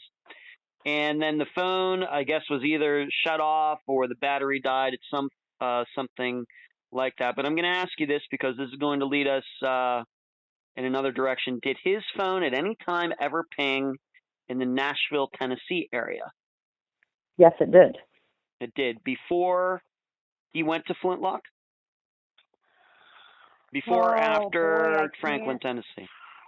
Well, the last ping that the police reported on was Flintlock, so I'm going to have to say that it was before. So it had to be during that day at some point. Okay, so we are to believe during the day of the 1st. Okay. So, but when you go to Franklin, when I drive down there, I go through the Nashville area before I hit Franklin. So that would answer that question. All right, so Nashville is before you get to Franklin? Yes. Okay. Now, we have to, we're going to reveal something, and I think this might have been a mistake, but we're going to talk about it. Now, when you were in a meeting with the New York State Police, you're going to have to remind me when this was, but they revealed something without maybe realizing that you didn't know it. Can you talk about that? Well, it was a meeting that different police agencies were having, and I was present, and I learned in that meeting the location of where the truck was found. Now, when the truck was found in 2016, it was just released that it was in a Middle Tennessee area home. And so that's what I knew. It was Middle Tennessee, and no one would ever give me an address, or, I'm just assuming that it might be found in Franklin. I mean, nobody knows for sure because nobody would say. Right. And so last year I was in a meeting, and there's a bunch of police around talking, and I happened to learn, and I'm going to tell you and tell the viewers so that people know, the truck was found in Nashville. The truck was not found on Flintlock Drive. Huh. And this is interesting because if any listeners before this episode came out, maybe they found some video from, them covering it. All of those local stations got the story wrong, didn't they? Yes. They say that the truck was found on Flintlock Drive, and it wasn't. Yes. It was actually found in a house in Nashville. Correct. Okay. And so what you're saying is you didn't even know that the truck was found when you were with the New York State. No, I knew the truck was found in 2016. It was found, actually, it'll be 2 years tomorrow. Oh. It was found on July 21st of 2016. Okay. Okay, but then when you were with them is when you found out. Yeah, please. I was in New York. When it was found. The police contacted me here and told me that they had located the truck. And so then last year in 2017, there was a meeting with police, and I just happened to overhear people talking, and I learned the address of where the truck was found, which was Nashville, not Franklin. I have to admit, did you keep your poker face and not reveal that you didn't know that? Or did you ask them more questions, or what did you do? I stayed very calm. and it was a shock. But I was, I wanted to know, and I could never figure out why they didn't want me to know, but so now I know. Okay. And I have to ask just because I'm a reporter, do you know the address of this place where it was found? Are you ready at this time on Unfound to reveal the address of where the truck was found? I am not going to reveal the address of where the truck was found, but I will tell you that the location that the truck was found in Nashville, the property there is owned by another family that lives in Franklin, Tennessee. Okay, and it does not belong to the family that lives on Flintlock Drive. It belongs to a whole entire different family. And do you believe that these two families know each other? I don't know about the families, but I know that the kids did. All right, so E, the guy the kid that we will just use his first initial E, that we know lives on Flintlock Drive. And you gave me the letter before. Once again, for the listeners, I don't know this information. All right. But you gave me the letter initial for the other kid who knew E, whose family owns the property in Nashville. The letter E does not own the property in Nashville. Right. Somebody else does. Right. The letter J. Letter J is... The letter J, his parents own the property in Nashville. Okay. And to your knowledge, did Nico, when he was in Tennessee for those months, know J? I do know that he did know him, yes. All right. And once again, but J and E know each other? Yes, they do. And J and E know each other. Okay, thank you. Yes. All right, so there is some type of connection there. And once again, when you went down and talked to these people, they never said anything about a truck. They never said anything about Nashville, nothing. No. And moreover, their son never said anything about knowing somebody who owns property in Nashville or saw the truck or anything like that. Yeah. No. Yeah. Now maybe the listeners can see why Monica highly doubts the story of these people from Flintlock Drive. Okay. Let's talk about that truck. It was found in 2016. Tell the listeners what you can or willing to say about it. Basically the only things that I know is that New York State Police went to town. They held a press conference. The next day, they got a tip and they went to a location. The truck was found, but the truck was totally torn apart. There was just the bed and the front cab left of the truck. Mm-hmm. There were no lights, no wires, no steering wheels, no knobs, no doors, no tires, no engine, no nothing left to the truck. I've seen the pictures, and I will be posting the pictures. In fact, by the time this episode is out, I'm sure the listeners will have seen some pictures. It really looks like how you would see parts of a vehicle where the truck actually got made, waiting to be assembled. That's kind of what it looks like. Yes. Okay. And it was locked. Was it in a garage? Was it in a shed? Where was it? It was in a garage / shed. I mean, it wasn't like a 2-car garage with lifting doors. The doors were padlocked on this place, and they were opened like a door. Okay. And was there a house on that property where somebody was living in it? The house. I believe that there were people that were living in the house when the police arrived there. Yes. Okay. And these people, I'm guessing they've been asked. I mean, I guess it was Jay's parents renting this property out. Is that what was going on? Jay's parents owned the property, and I believe it could have possibly been another family member that lived there when the New York State Police showed up there. I'm not 100% certain on that. I do know that it was a family member that was at the property that let the New York State Police gain access to the garage. Okay. All right, so they're living in this house. There's this parted out truck in the back, and it seems that nobody's really curious about it at all. Well, Jay lived in that house. the boy with the letter J lived in that house back in 2011, 2012. And unfortunately, I did speak to Jay, and I spoke to his father. Mm-hmm. And I asked if they knew Nico. Did they know that he was missing? I'm his mom. I'm in New York. We haven't seen him. I talked to those people in December of 2011. I spoke with that young man and his dad, and they said, oh, no, we haven't seen him, and oh, geez, that's too bad, blah, blah, blah, blah, blah.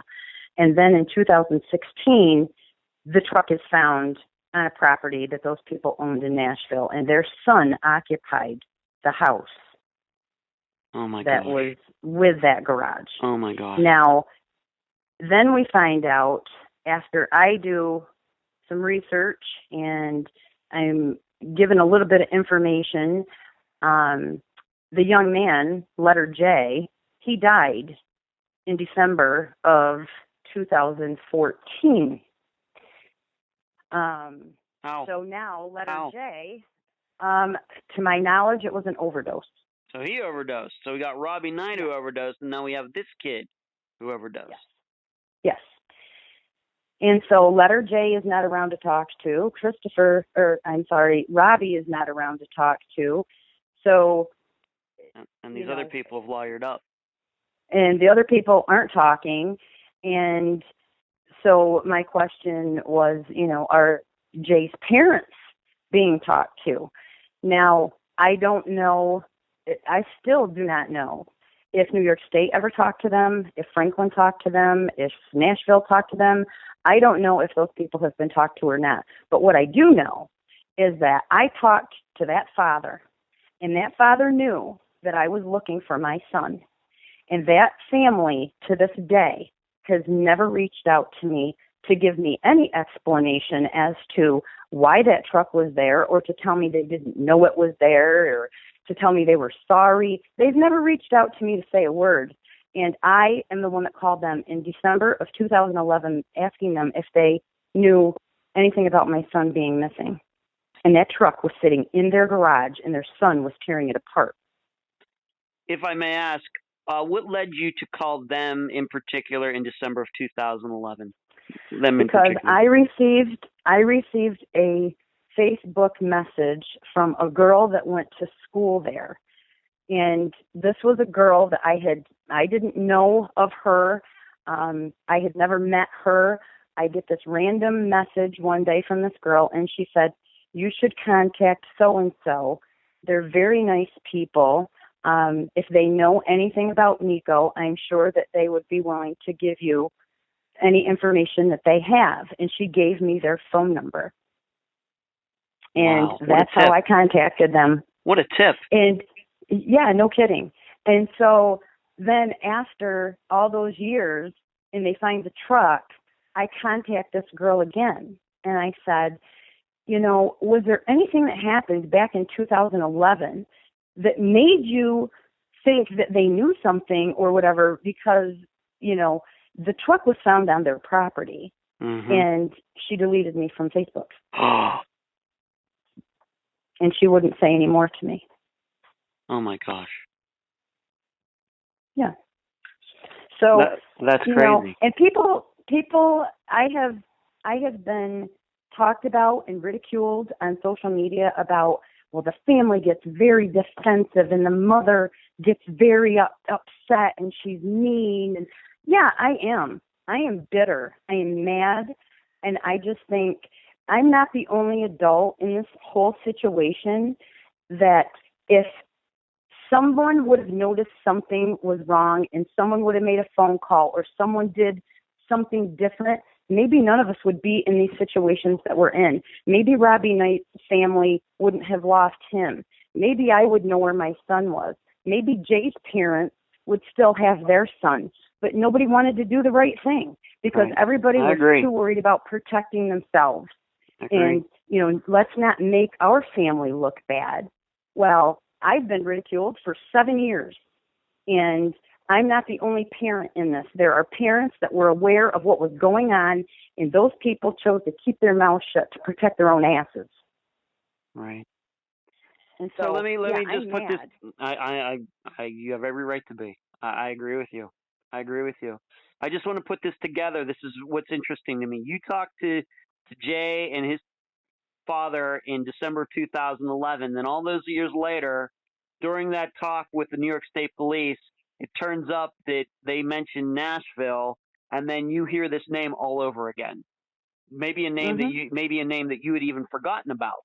You thought that they were helpful Correct. back, and then it all comes back to you 5 years later to find out, man, just a few months after Nico disappeared, I might have been talking to the people who knew exactly what happened. Exactly. Correct. I can't imagine. I have to admit, I would have loved to have been a fly on the wall when that happened for you, and you had that. Well, now if You must have been my incredulous. well, I'm just the type of person that, like, I look at this whole situation, and I am the one that picked up the phone, and I called the police, and I'm telling them I think my son is involved in this.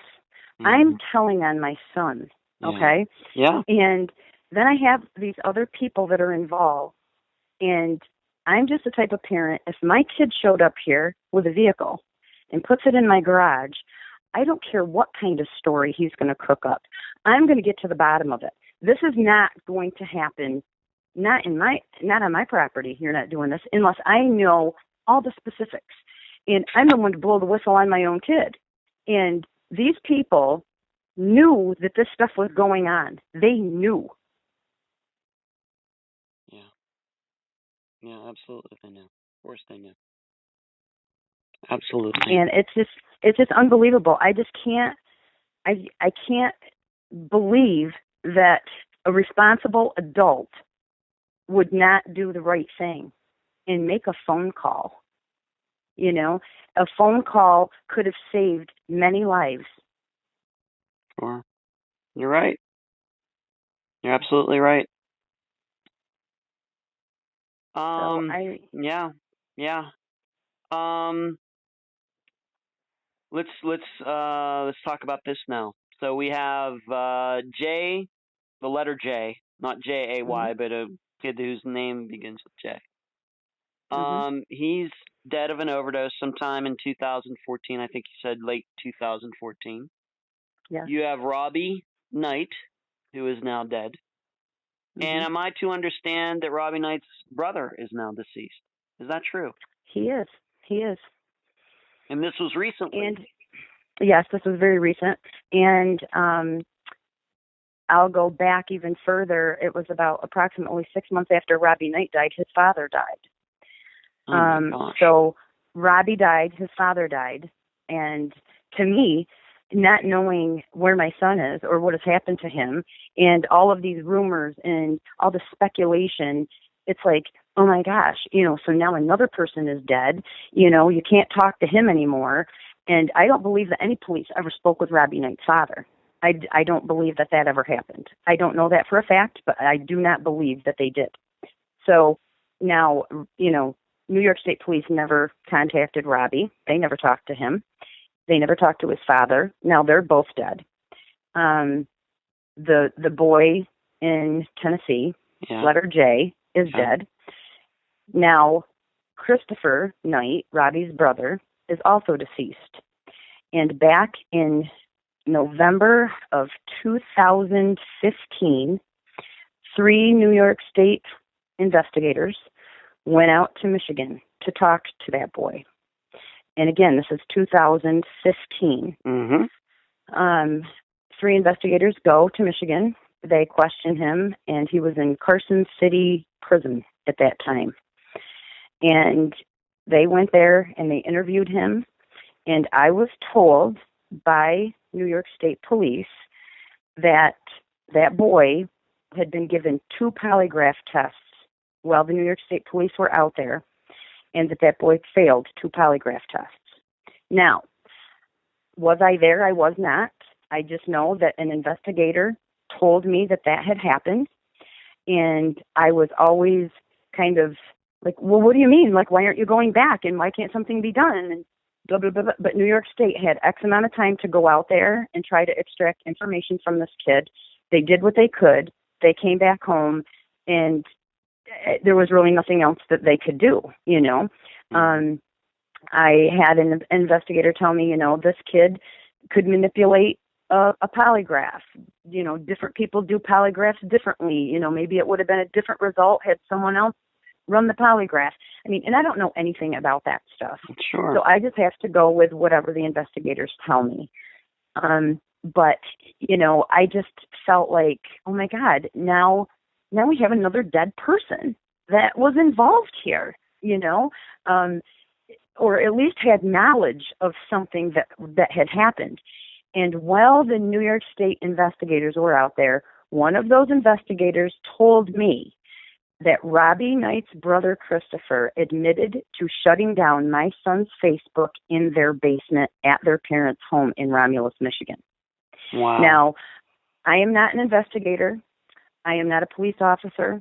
I am not a computer person. But I always said from the very beginning of this whole thing, like, what about an IP address? Can't you get an IP address of where something, is shut down? Yeah. Who did it? Yeah. And I learned that from watching crime TV. But, everyday circumstances that happen in people's lives don't happen like they do on crime TV. That's true. So, I just had to sit and I had to wait and I had to, just take the information and swallow it and wake up the next morning and put my pants on and go back to work and try to get through another day. And I've done it and done it and done it and done it.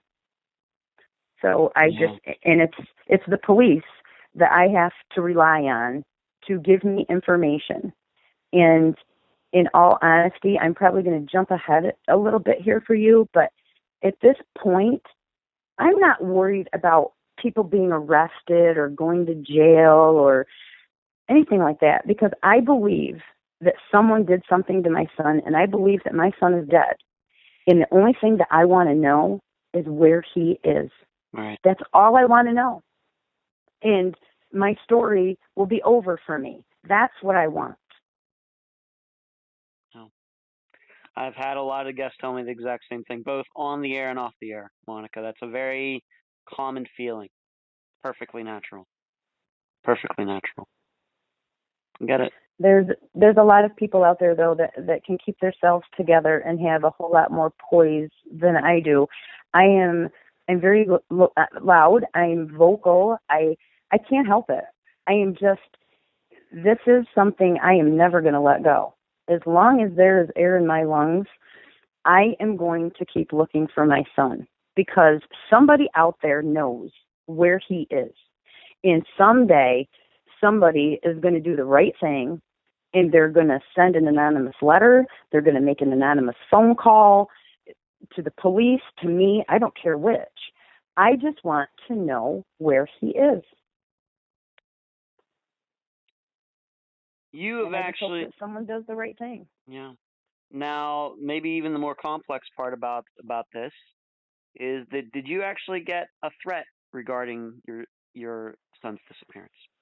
I didn't get a threat regarding his disappearance. I'm not going to put it like that. Okay. There was a period of time that I had taken my husband's phone and I had texted a number, and I'm pretending that I'm somebody else, and I said, hey, tell Deuce to give me a call on this line. It's a clean line. Now, you got to remember, I'm a desperate parent. Mm-hmm. I'm doing anything I can to try to make contact with my son that supposedly is running from the law. So I texted us, hey, tell Deuce to give me a call on this line. It's a clean line. A few minutes later, the phone rings, and my husband answers the phone, and he gets up, and he walks out, and I hear him yelling, and my husband is so quiet and so reserved and thinks everything through before he speaks, and he's just a kind soul, and he's yelling, and I'm like, what is going on? So I follow him out, and he's swearing, and I mean, just enraged. And he gets off the phone, and I said, what was that all about? And he said, some guy telling me that he's watching our effing family, and he's effing going to kill all of us. and the phone rings again. And I'm like in shock, like, what? And it's the same number that I have just texted. Mm-hmm. So, do you know who has this text number? At the time, yes, I did. Who was And it? so, Who was it? So again, I can't give the name. I'm not gonna release that name. Was so it anyway, somebody? Was it? I'll just ask you this. I have to ask this. I apologize, Monica, but I have to do my. It was a 615 area code. All right. Was it anybody connected to E's family or J's family? There is a strong possibility of that. Yes. Okay. I have to do my job. I apologize. I know that's a difficult question, but I have to. That's fine. I have to ask that. But let me throw this out there. That has gotten lost by the wayside. I mean, that is not anything of importance to police. Really, it never has been. So let me go back to that night that it happened. Okay. The phone rings again, and my husband puts it on speakerphone, and I can hear this man, and he is Hispanic. You can tell by the way he speaks. Mm-hmm. And he says the same exact thing again, that he is watching our effing family and that he will effing kill all of us, and hangs up. And I am just beside myself. And I called 911 and I reported it. And they said that they would have a trooper call me, and a trooper did call me. And this was on a Friday night. And I have so much stuff. I've got just logs and boxes of paperwork and whatnot. I honestly can't remember if it was in the summer of 2012 or the summer of 2013 that this happened. I just know that it was in the summer. And it was a Friday night, and I called 911. They had a trooper call me back, and I told him what had happened, and he said, "Now, Mrs. Button, do you really think that there's a Hispanic man in your hedgerow?" And I said, "How the hell do I know?" I said, "I don't know who my son is hooked up with. I don't know where my son is. My son has been missing since 2011, and I don't know." I said, "But I would like someone to come up here." And so this, again, was a Friday. At 8 p.m. the following Monday, a New York State trooper showed up at my house to take a report on it because I insisted that someone come up here. And, when I did you give back, did at the time that happened, did you know who this phone number was to? Yes. All right. Did you give that name to the state police in New York? Yes. And yes. Do you have any idea if they ever looked into it? I have no idea. Wow. Okay. But I do know that there was a trooper sitting in my driveway and typing out a report about it when it happened 3 days later. But it did, and because I insisted, I said, "I want this written down. I want this on record somewhere." Yeah, that was the right thing to do. Have you had any kind of things like that happen since whenever it was, 2012, 2013, anything like that? No. Okay. I did, however, when I was in Tennessee in September of 2017, I was putting up flyers in Franklin at a Publix grocery store, and I'm putting flyers on like all of these like light poles.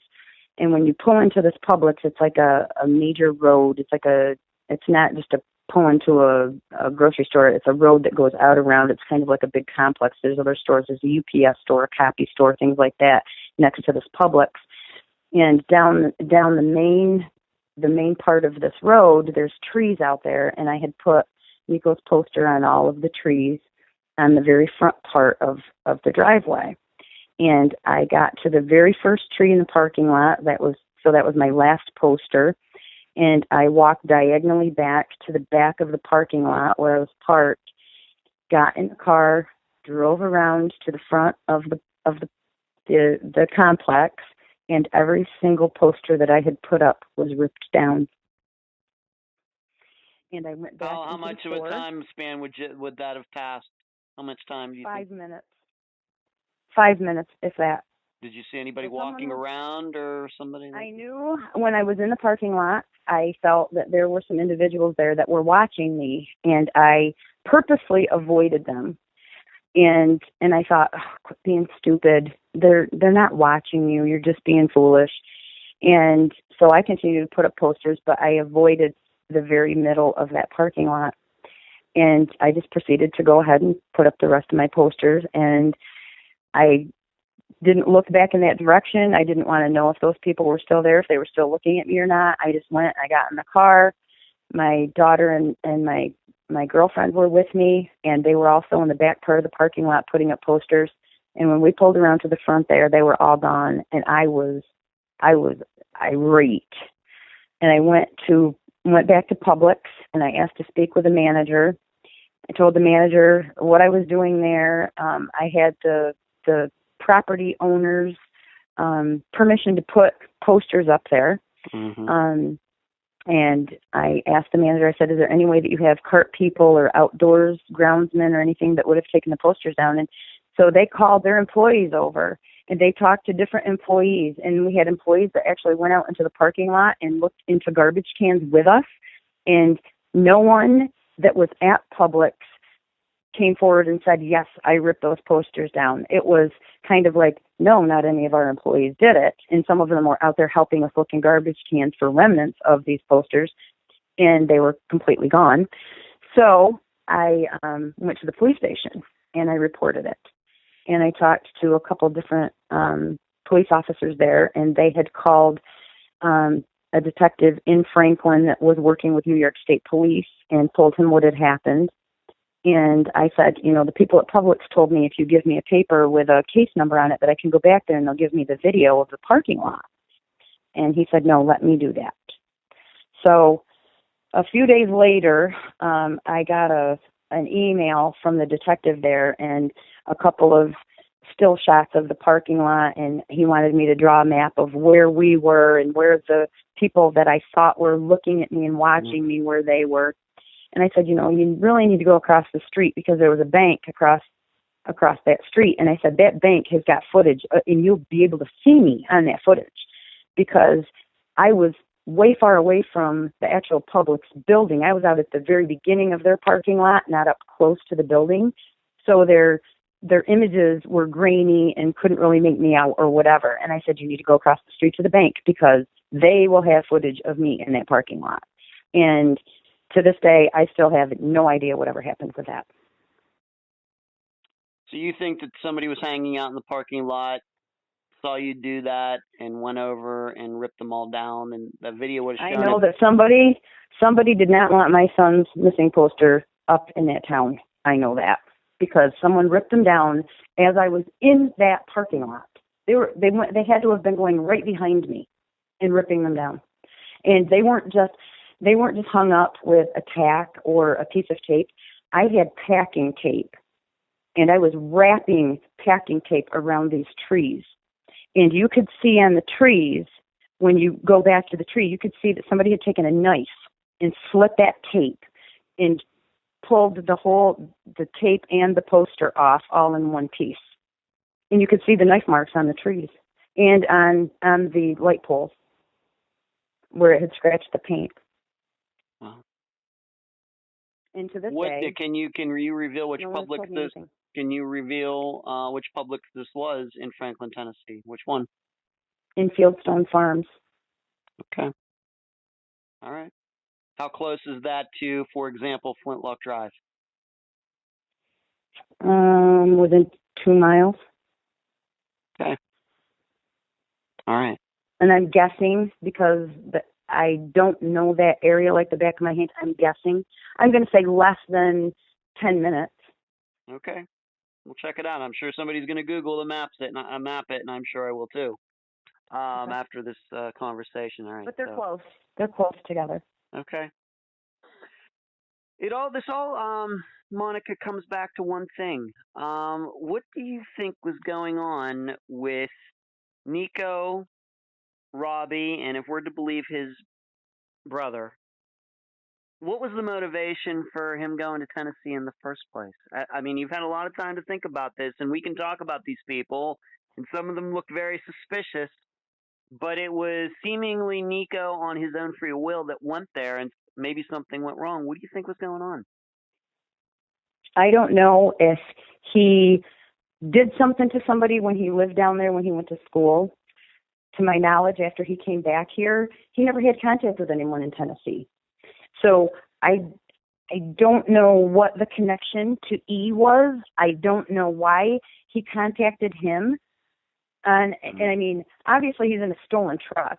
So, okay, now I've got the stolen truck, and I'm thinking to myself, never have I had anyone come to my face and look at me and say, I did drugs with your son. Your son was a druggie. Mm-hmm. I've never had anyone say that. I have had people say, I don't believe that Nico would be into that. Nico liked his body too much. Nico liked to work out. Nico liked to be healthy. Then I have, these suspicions that if Nico was in his right mind, I can't see him being involved in stealing anything from anybody. He wasn't that way. And so he had to be altered somehow. Something happened. And I don't know if he was doing drugs when he left here. I'm going to assume that probably something along those lines was going on because of Robbie Knight's history and what I know about him. I don't know, but I mean, there were some pretty strong accusations made as far as the drug world with Nico. And I mean, it was deep, and it was awful to have, people say that on social media, and I have to read it, and, the rotten things that people will say, but I have to consider it, because I don't know. I don't know the facts. So I don't know if there was a drug deal gone bad. I don't know if Nico did something to these people in Tennessee and pissed them off and then thought, well, I can seek refuge with them because they're my friends. I mean, I don't know. I don't know what was going through his head. No idea. I have no clue. And you have, of course, your sister-in-law still lives down there. That's who Nico lived with for down. Any insight? Does she have any insight at all? If she ever heard anything, let's just say on the street about any of that? Nothing. Not one word. Not one word. Did she know E's family and Jay's family? Did she know them just from living there or not? Yes. But they aren't in the same social circles. Okay. But yes, she does know who they are. Okay. We just don't know. But you have a strong belief that it was Robbie and Nico, and they went to Michigan and got Christopher, and they went down to Franklin, Tennessee for some reason. And again, that is my own theory. I know. No one has ever told me that happened. That is all the years, information, things that have happened, and that's what I believe as Nico's mother. And if I'm wrong, I will say that I'm wrong. I know. I'm sure you will. But then we have to start thinking, well, being that we know the truck ended up in Tennessee, Robbie and Christopher couldn't have driven the truck probably back to Michigan, so somehow they got back to Michigan somehow. Mm-hmm. If something, and I believe that's car trouble. That's where car trouble and the father. And I don't know, did their father come to Tennessee and pick them up, or did they hop a bus and did he took them up somewhere once they got back towards Michigan? I don't know. I don't know what happened. All I know is that family has never come forth with anything that was of help. All right. It's one of the most complex disappearances I think that we've covered on Unfound, and there's still a lot of things that are unknown, even 6.5 years later, almost 7 years later. Well, the one thing I appreciate about you, Ed, is the fact that you reached out to me, being that I'm Nico's mom, and I have all of these other people doing, their theories or podcasts, and they tell their theories and whatever. No one has ever contacted us. Talk to me, and people will say, well, the mom would cover it up. Let me tell you what, I would give anything to be able to go visit my son in jail. If that's where my son would belong, then he should be there. If he's breaking the law, then find him. Do your job as a cop. Protect your citizens. Go out and find the criminal and put him in jail, because I would love to be able to sit in a jailhouse and be able to visit my son on a Saturday afternoon. I don't have a problem with that. Yeah. You know, I just want someone to come forward. That's it. I want someone to tell us what we need to know. And if Christopher Knight and Robbie Knight didn't go to Tennessee with him, okay, I would apologize for saying that, or at least put out there that I'm wrong. You know, I'm just telling how I see it. I'm telling how I've been approached and not approached by people that want to help, people that don't want to help. And mostly it's people that don't want to help. And it's just frustrating as a parent. He's still my child, you know, and I told you when we talked before, you know, Hitler wasn't the greatest guy out there, and a lot of people hated him, and he did a lot of bad things, but he had a mother, and I don't think that his mother raised him to be the type of person that he was. John Wayne Gacy had a mother. I don't think she taught him how to kill people and hide them under his house, you know. No. But I am Nico's mom, and the only thing that I ask for is, you know what? If you don't have anything nice to say, then don't say anything, because you don't live in my shoes. You don't know how torturous and how horrible this is for me. And even all these years later, it's a nightmare. Yes. Yes, it's as some other guests of mine have said, it's a club that nobody wants to be a part of. And that is so true. And you want to know what's funny? Is when I met people that were going through the same thing that I am, it was almost comforting. And that is like the weirdest thing in the world to me, how we can all feel comfortable in our own skin around each other, because we're going through one of the most horrific things a parent could ever go through. But yet we're all like best friends, and we feel good around each other. And the reason why is because there's been 10 other mothers out there that have their sons are missing too, and they have had people talk about them and their families just like I have. Yep. And it's horrible. True. It is horrible. It is horrible. And so it's like we all find comfort in each other because we know what the next guy is going through. You know what I mean? It's so weird. I do know what you mean. I know enough. I know, I would say, most of my guests very well. I've gotten to know most of them very well since they've been on the program. And so I know exactly. I don't know how you feel, because I've not lost anybody to the disappearance in my family, but I know what you're saying. Yeah. Right. I've had many people tell me this before. Sure. And isn't it weird that we all just have, it's like you can listen to story after story and they're different in so many ways, but what we're going through as parents is exactly the same. You know what I mean? Yes. Some are quieter about it and some are loud like me, but we all have this connection of love and understanding for each other. You know what I mean? I don't know. Yeah, it's just bizarre. I do. It's bizarre. I mean, it could be like people who lost people on like 9/11 or something. You know, people who were, you know, who were in the World Trade Centers and they lost sons and daughters, and those families come together afterwards. Same kind of thing. Yes. Right. Yeah. Absolutely, it's the same thing. You had mentioned that you have a Facebook page for Nico, and maybe you should mention that again. And anything else that you think my listeners need to know about what you've been doing? Any place that they go on the internet to find out more about his disappearance and about Nico himself? Well, I do have the Facebook page, and that is called Search for Nieko Lisi.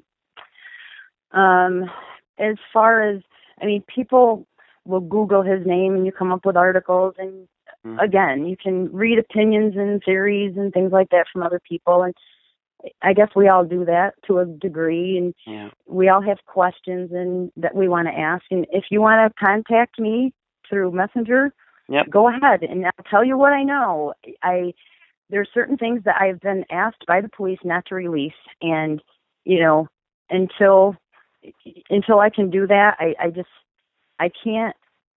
What I've always said is that I have to do what they ask me to do, because they are ultimately my lifeline.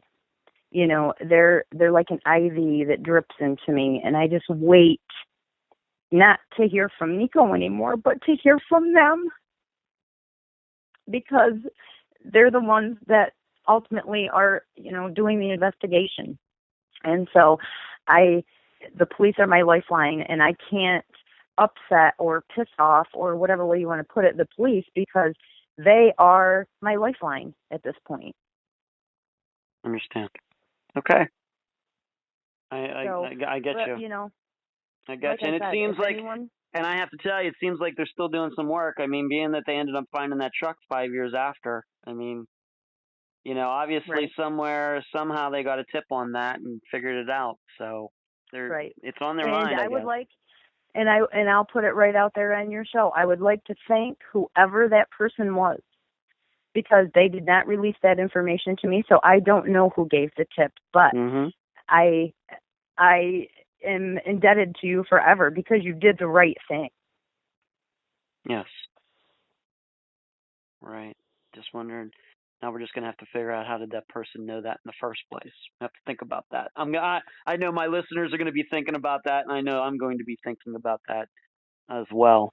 Okay. I think about it too. I'm sure you do.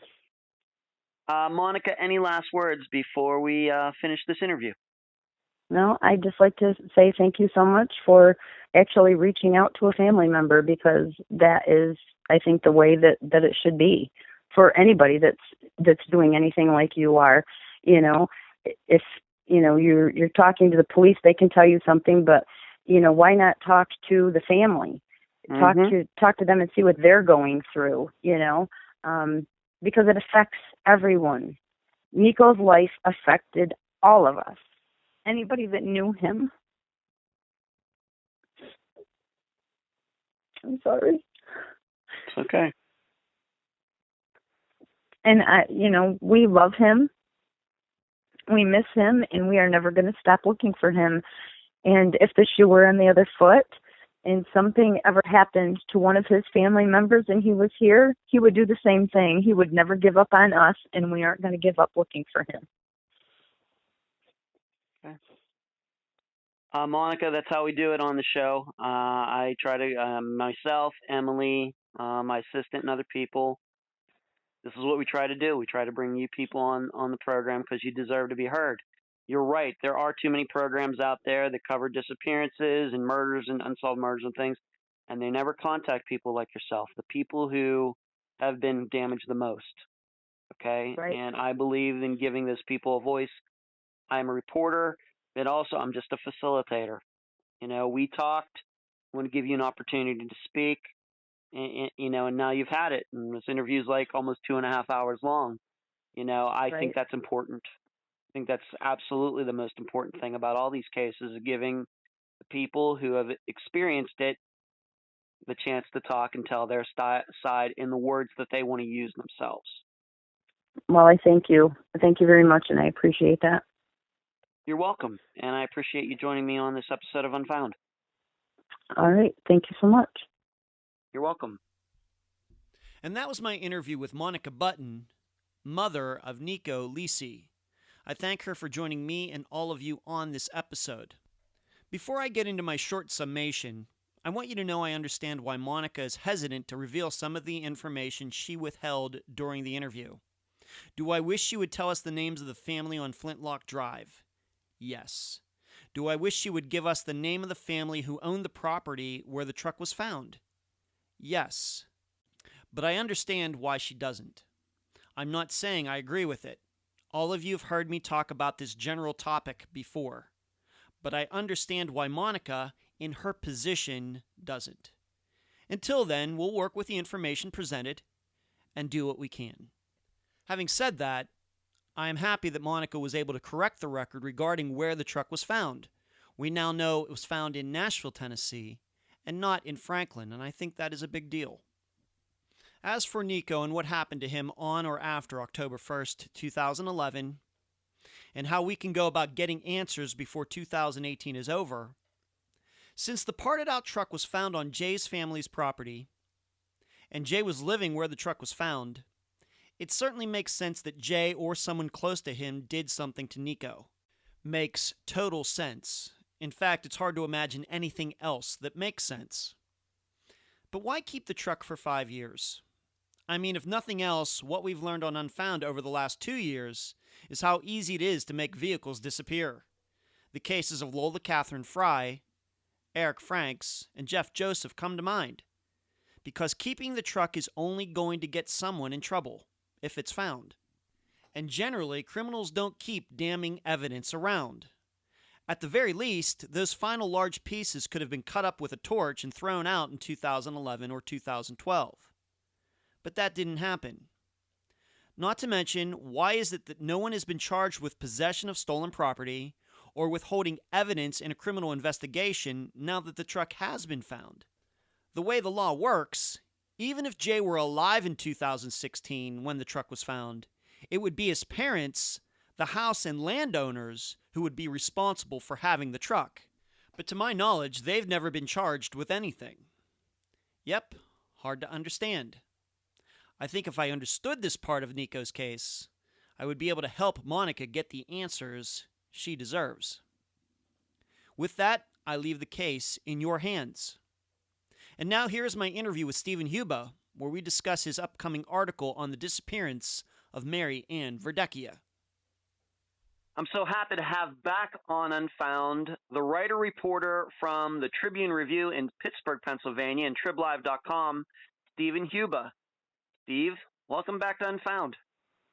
Hey, Ed. Thanks for having me. I think this month's case for July 2018 is kind of a unique one so far for everything that you've done. You've first of all, let's talk about, you got to meet what is kind of, I guess, a little bit of a Pittsburgh icon, at least in law enforcement. Why don't you talk about meeting Therese Rocco first?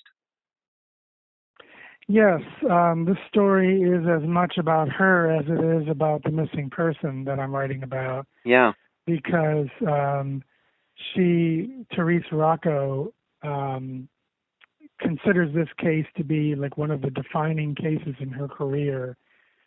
And she specialized in missing person cases for the Pittsburgh Police Department for decades and was responsible for reuniting a lot of people who had gone missing with their family members. But this was one of those cases where, despite all her efforts, and her efforts were considerable, she was not able to accomplish that. And she still considers herself to be working on this case, even though she's been retired for over 2 decades. And this is a case that's still very special to her. And so I got a chance to meet her last week and talk about this case, and also to read what she has written about this case in her new memoir. Right. And I've bought the book and I've read it, and I got it as an ebook. Yes, and it's excellent. I got to speak, as you know, and the listeners should know, I got to speak to Therese a little bit myself, maybe Right. 3 months ago, something like that. And she's a little bit like a woman before her time. I mean, doing police work, eventually got to be in a place very high up in the Pittsburgh Police Department, well before that became a thing in our, at least in the United States, before, women's liberation, etc.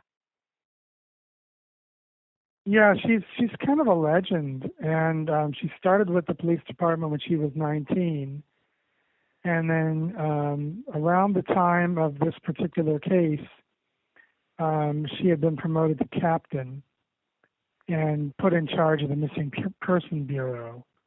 And then she ended up being promoted and working her way up to the position of assistant police chief. And so her memoir is all about being the first female assistant police chief with the Pittsburgh department. Right. Yeah. Right. And the listeners, they should know that they can find Therese Rocco's book on Amazon as either a paperback or as an ebook. If you do a search for Therese Rocco on Amazon, you will find it.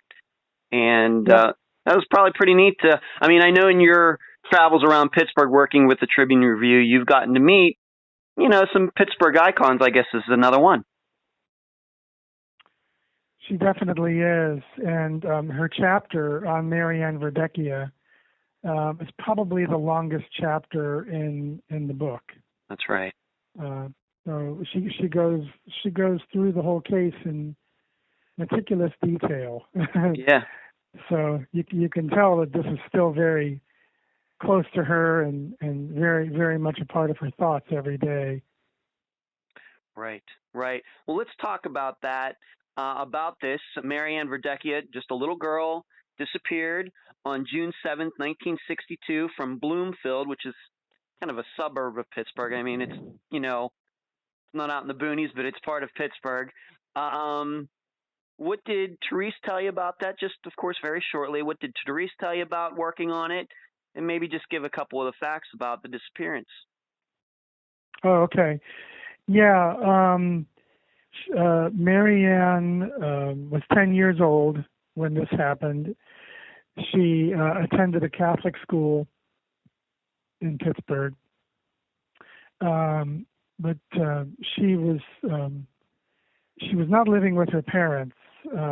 Neither her mother nor her father was in her life at that point, and her mother had left Pittsburgh about 5 years prior and resettled in Chicago, and her father was not in her life, so she was living with an aunt.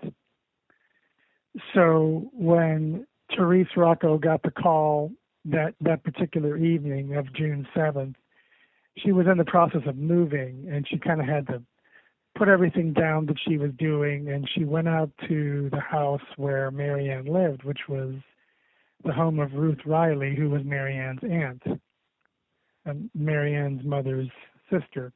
Mm-hmm. And it was at that point, it was late in the evening, it was at that point that she really got swept up in this case and pretty much dominated her life for the next several months.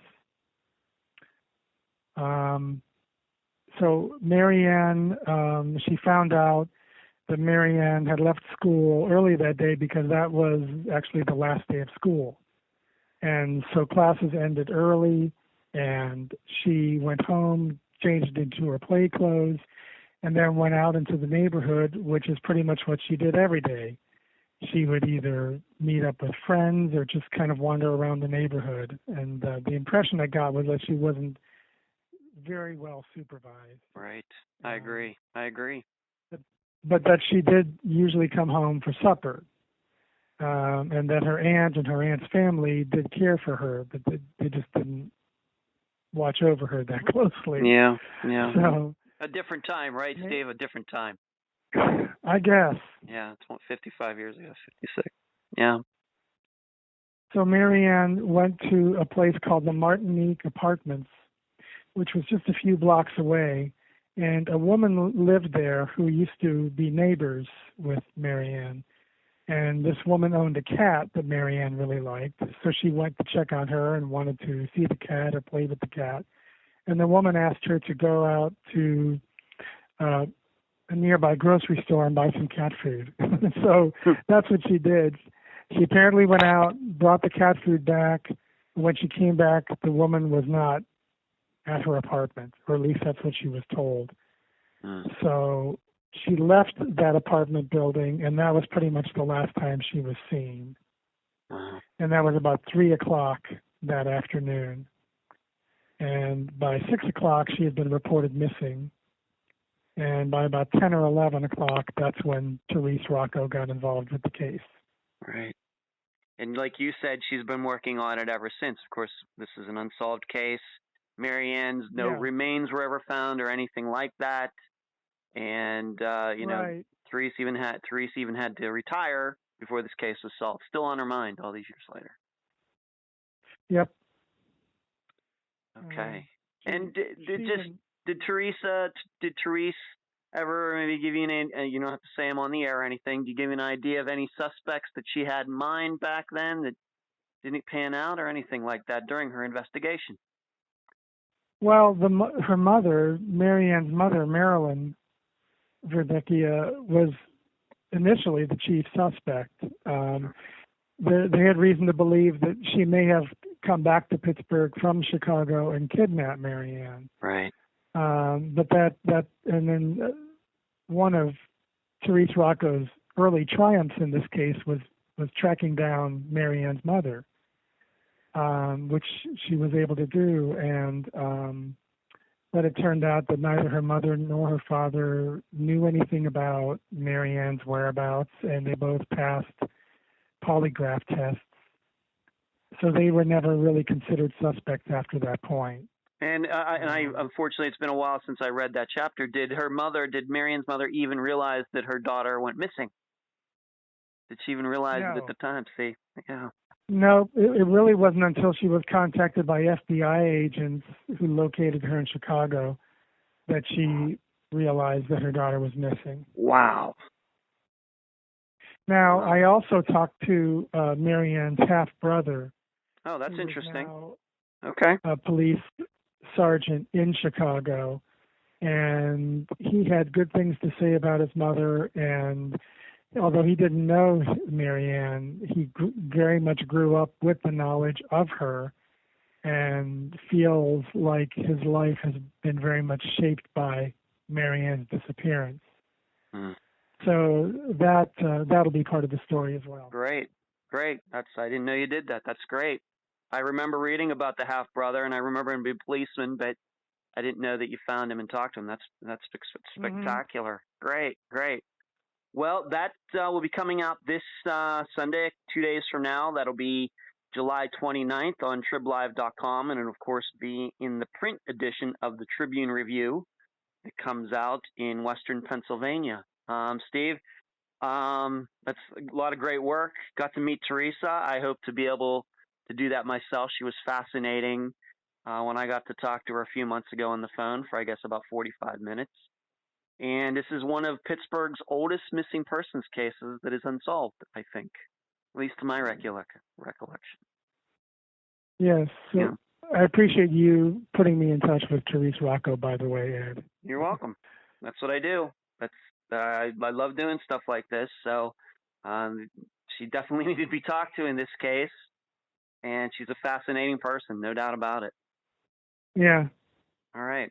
Well, great work, Steve. I look forward to reading the article this Sunday, and I hope all the listeners of Unfound will check it out as well. And, of course, check out Teresa Rocco's book on Amazon. Steve, until next month, we'll talk to you again. Okay, Ed. Thanks a lot. All right. Take it easy. And that's the program. If you found it informative, please go to the app that you use to listen to Unfound and give this podcast a great review. I thank you for listening. I'm Ed Dentzel, and you've been listening to Unfound.